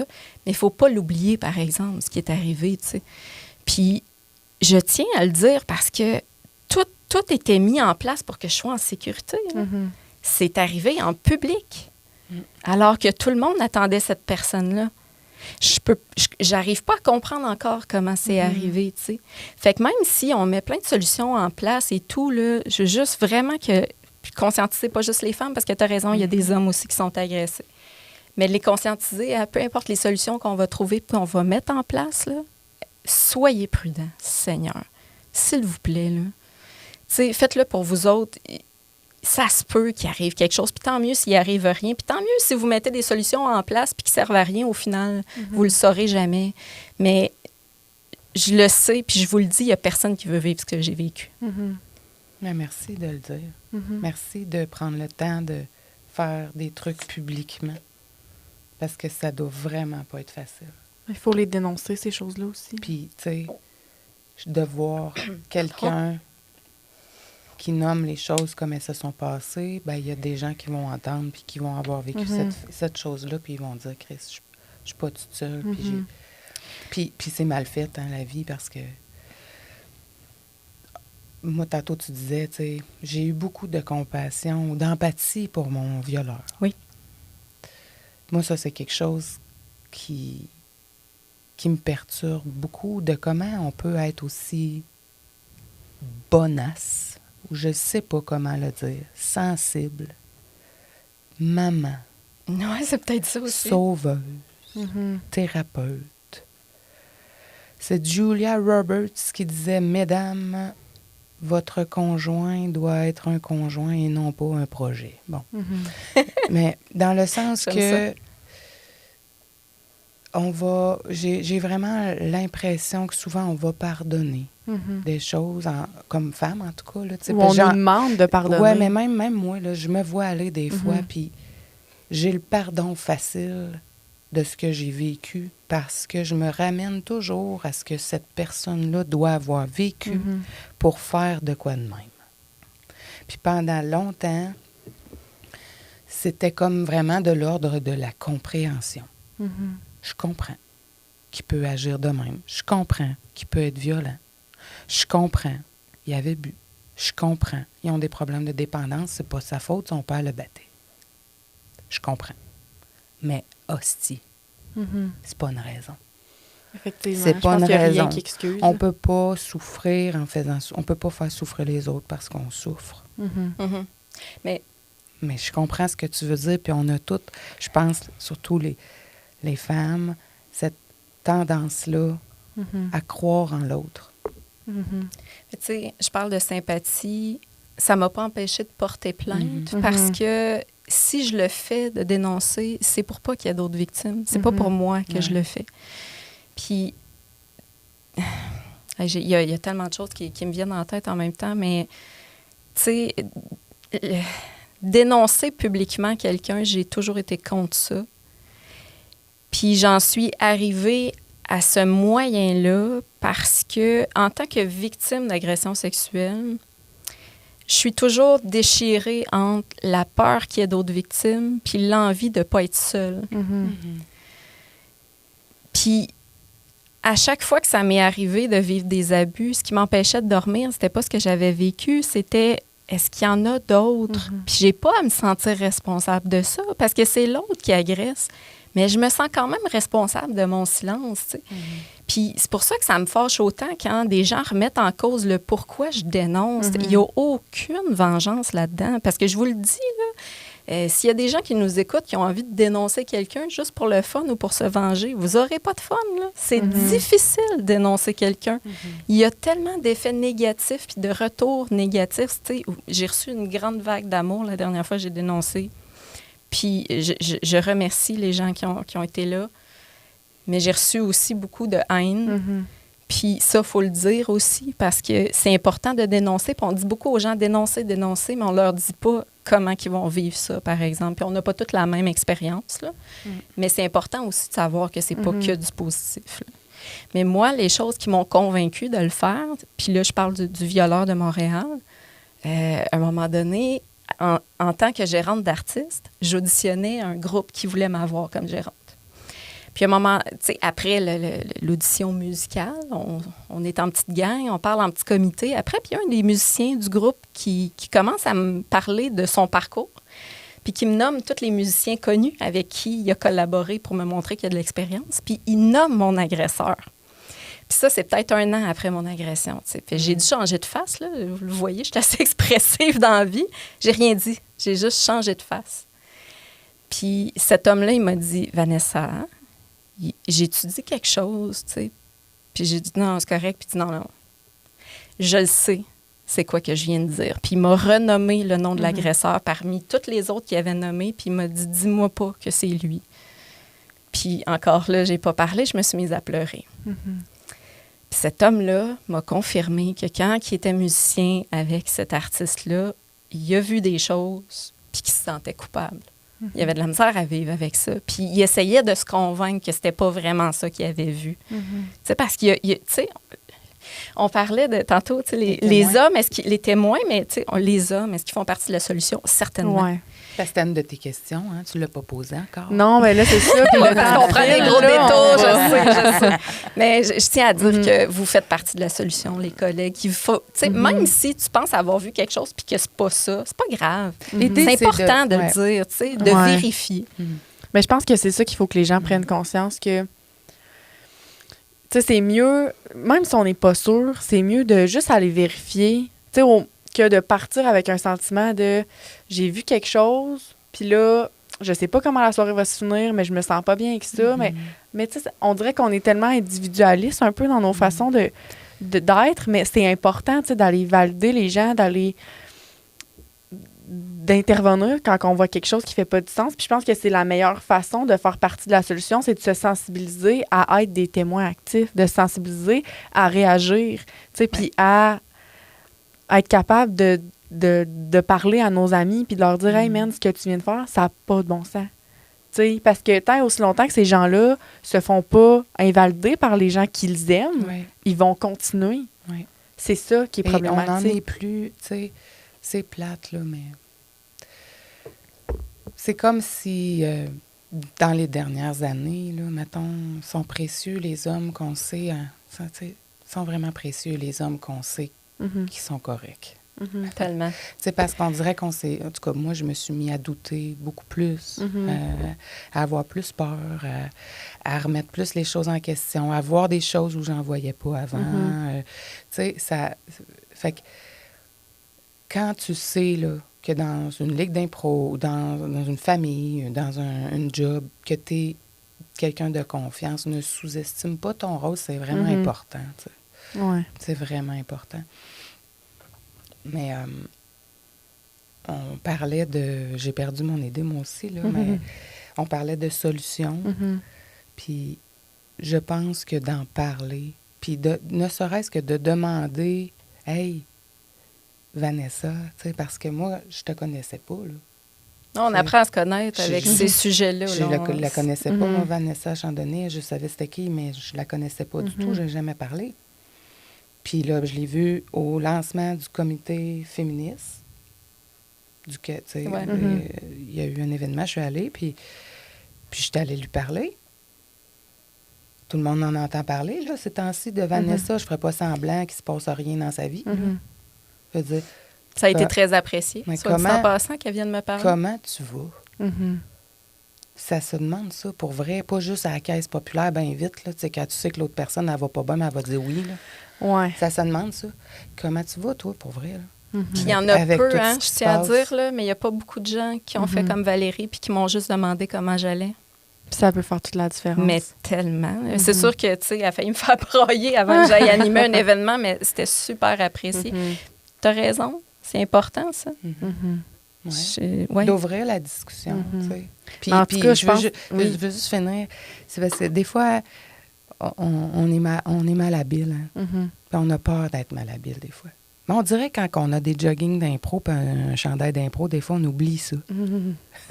Puis c'est drôle parce que souvent, on va voir dans un match d'impro des sujets très sensibles abordés en joke. Mettons, l'appropriation culturelle, les machos, qu'est-ce de quoi, MeToo, là. Au match, là, on a parlé beaucoup. Au dernier match, j'ai vu de MeToo, j'ai entendu le mot MeToo plein de fois. Mais on en parle-tu pour vrai? Tu sais, est-ce que... Fait que moi, je dis, si on est capable d'aborder ça en joke, faut être capable d'en parler pour vrai. Sérieusement, oui. J'ai envie de dire quelque chose. Faut être capable. Ça va peut-être m'attirer des problèmes, mais je trouve ça tellement important.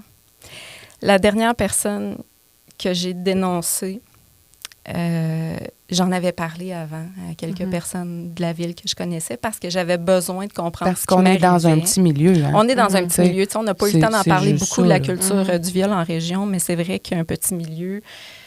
C'est difficile. Moi, quand j'ai posé des questions, je me suis fait dire, cette personne-là, c'est hashtag MeToo, tout le monde sait ça. Moi, j'ai entendu ça, je venais d'être abusée.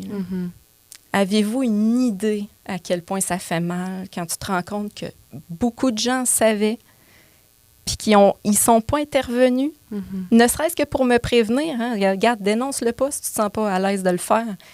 Mais tu le sais que je travaille avec cette personne-là, viens me le dire, bâtard.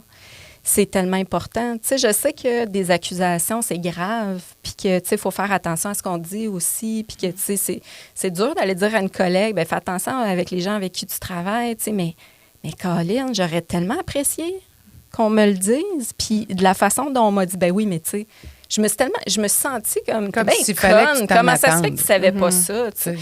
Ouais. Puis dans les solutions aussi, puis là, je parle surtout pour les petites villes comme Amos. Parce que je le vois dans les grandes villes, puis surtout, tu as parlé d'Hockey Canada tantôt, Money Talks. C'est important, les réactions des entreprises qui sont derrière les abuseurs. Je donne l'exemple de Philippe Bond, là. Ça n'a pas été bien long que les compagnies se sont retirées. Là. Puis il n'a pas été encore reconnu coupable officiellement. Là. Mais les entreprises ont jugé suffisant ce qui a été dit pour dire, OK, regarde, nous, on ne veut plus être associés à cette personne-là. Dans les petites villes, c'est plus délicat. Moi, j'ai vu personne, à part le Calax, se dissocier de la personne qui m'avait fait du tort. C'est tellement important. Tu as des réactions. Parce que, je vais vous le dire, puis là, je m'adresse aux gens qui nous écoutent, là. Quand quelqu'un dénonce, prend la peine de le faire, là, les autres victimes qui n'ont pas encore parlé, pas nécessairement les victimes de cette personne-là, là, les victimes de violences sexuelles vont scruter, observer et déduire des choses, des réactions que vous avez à ces dénonciations-là. Ouais. Moi, il y a des gens qui m'ont écrit pour me dire « J'ai lu tout ce qui t'a été envoyé, tout ça, puis ça me fait peur. Moi, je ne parlerai pas. » La réaction des gens compte. Ça a un impact important. Tout a un impact. Même un like, là, tu sais, puis, mon Dieu, ça n'a pas rapport, mais c'est parce que c'est dans l'actualité, là. Je ne sais pas si vous avez vu Mère Ordinaire qui lance un spectacle d'humour avec des danseurs, là. Non. C'est pas mieux quand c'est des danseurs que des danseuses. Je tiens juste à le dire, là. Mélanger humour, parce qu'on parlait de femmes-objets, de sexualiser les gens, là. C'est pas mieux quand ça vient d'une femme. Mais pour revenir aux dénonciations, oui, les réactions et les non-réactions vont faire réagir ou pas des victimes qui sont sur le bord de parler. Parce qu'il y en a beaucoup qui ont des choses à dire. Puis moi, je l'ai fait en me disant, s'il y a une personne qui vit la même chose que moi puis qui attend que quelqu'un parle, bien, j'aurais fait ma job puis je ne regrette pas de l'avoir faite. Mais tu sais, je pense que là, c'est un peu ça. Tu sais, le but d'avoir des discussions comme ça, c'est de mettre en lumière les problématiques qui restent, là, évidemment. Il n'y a pas juste des problèmes. On a souligné des trucs positifs quand même dans le milieu. Puis ça, c'est important. Mais je pense que c'est important de prendre le temps d'avoir des discussions entre nous puis d'aborder ces sujets-là. Puis, je veux juste vous remercier d'avoir accepté l'invitation, d'être venu, d'avoir parlé sans filtre, de manière très authentique. Là. Je vous remercie parce que je pense que il y a des gens, peut-être que ça peut sensibiliser par rapport à ça. Puis j'ose espérer, si on en sensibilise un ou une avec cet épisode-là, ben ça sera tant mieux. C'était vraiment l'objectif. Fait que je veux juste vous dire merci, là, vraiment, d'être venu puis d'avoir échangé avec moi de manière sensible. Je pense que c'est un épisode un peu plus sensible, un peu plus émotif. Ça peut être un sujet qui divise aussi, mais je pense que c'est important de l'aborder. Fait que je voulais juste vous dire merci d'avoir discuté avec moi, les filles. Ben, merci à toi, Jolande. C'est très important, ce que tu fais. Merci, c'est gentil. Est-ce que vous avez un petit mot de la fin ou quelque chose que vous voudriez souligner? Je voudrais juste revenir sur les changements que je vois présentement de solidarité féminine. Ah, oui, hein? Ça faisait très longtemps que je n'avais pas ressenti ça, je veux dire, à une échelle macro. Tu sais, des gens que je connais pas même. J'avais vraiment pensé que ça n'existait plus à un moment donné.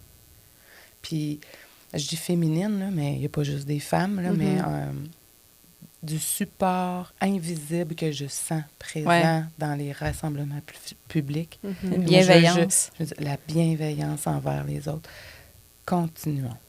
Continuons. À chaque fois, c'est vraiment, vraiment important. C'est important. Ouais. Oui, ben c'est vrai qu'on a parlé beaucoup surtout moi, de choses négatives. J'en ai peut-être plus sur le cœur. Mais je tiens à dire un gros merci à mes collègues masculins parce que je suis souvent la fille du groupe. Là, je pense au petit bonheur, on se barre le casque, les pile-poils. Là, je donne des podcasts puis des sketchs d'humour. Mais dans le milieu de l'humour, je suis souvent entourée d'hommes puis j'ai la chance d'avoir des personnes extraordinaires autour de moi. J'ai appris à bien m'entourer. Puis ça aussi, ça fait partie des solutions. C'est vraiment important. Puis il y avait une question dans la préparation du podcast sur laquelle j'ai buté. Puis je trouve important qu'on la mentionne avant de quitter. Comment on est perçu par nos collègues quand on dénonce. Je suis agréablement surprise du soutien que j'ai eu des humoristes et je tiens à le dire. Un gros merci parce que c'était flagrant quand j'ai dénoncé à quel point ces gens-là me supportaient. Et ça fait toute la différence. Le fait d'être cru fait toute la différence. Ouais. Puis c'est un peu pour ça qu'on en parle. C'est un peu l'objectif. Puis c'est qu'on rappelle au Calax, tu sais, que nous, notre job, on n'est pas des polices. Nous, on est juste là pour aider les victimes. Tu sais, que tu viennes, peu importe ce que tu as vécu, c'est valable. Puis nous, on est là pour te croire puis pas te remettre en question. Puis c'est un peu le message qu'on veut lancer, là. Oui, puis un dernier message, parce que tu viens de m'y faire penser, là, mais le Calax, là, vous êtes extraordinaire. Puis les entreprises qui vivent des problématiques d'abus au sein de leurs employés, là, je les invite à vous contacter pour mieux gérer ça. Parce que c'est un problème qui dépasse tout le monde. Oui. C'est normal de ne pas savoir quoi faire. On est là eux autres, ils savent quoi faire. je tiens vraiment à le dire. Soyez pas gênés de les appeler. Là. Moi, ils m'ont tellement aidé. Puis les entreprises, mais aussi les femmes qui pensent, là, tu sais, admettons, là, que tu as connu quelqu'un qui s'est fait agresser sexuellement ou que dans ton village, je nommerai pas de village, là, mais il y a un abuseur qui est reconnu. Là. Donc, puis que toi, tu fais le mal avec ça. Même si tu n'as pas eu affaire à ce gars-là, tu es une victime. Tu as le droit d'aller demander de l'aide. Tu as le droit d'être inquiète pour tes enfants. Puis tu as le droit, même si tu penses que tu n'as jamais rien vécu, à ta peu. On est toutes concernées. Puis on a tous, à un moment donné, besoin d'aide pour parler. Ne serait-ce juste aller rencontrer Josée, Jolane, Andréane, Claudie au Calax. Puis il y en a partout, là. Les filles à Rouen sont hallucinantes, à La Serre, au Capax, partout, là, des Calax. Mais tu n'as pas besoin d'avoir été violée pour avoir besoin d'aide. Dans le fond d'une ruelle pour être une victime. Non, effectivement. Tu peux être shaké parce que dans ton village, tout le monde fait encore confiance à un abuseur. Puis que personne ne change rien. Effectivement. Ça se peut. Nos services ne sont pas là non plus juste pour les victimes. Fait que c'est important que les gens qui ressentent le besoin. Collatérales d'une patente. Tout à fait. Rapidement, l'alcool n'est pas une excuse. Jamais. Merci. C'est tout ce que j'avais à dire. Mais sur cette belle phrase de fin, merci les filles d'être venues, d'avoir échangé avec moi. Moi, j'ai été plus en retrait, mais c'est ça mon rôle d'animatrice. Moi, si vous jasez, j'ai pas besoin vraiment d'intervenir. Évidemment, s'il y a des gens à la maison qui ont écouté l'épisode d'aujourd'hui, que ça leur a fait vivre des émotions, n'hésitez pas à nous contacter. On est là pour ça, donc vous pouvez toujours nous écrire, communiquer avec nous. Merci encore aussi à notre commanditaire de l'épisode d'aujourd'hui, le Max Damos. Et sur ce, je vais vous souhaiter... en fait, je ne vais pas vous souhaiter, je vais vous dire merci d'avoir été à l'écoute, puis je vais vous dire à la prochaine. Bye tout le monde.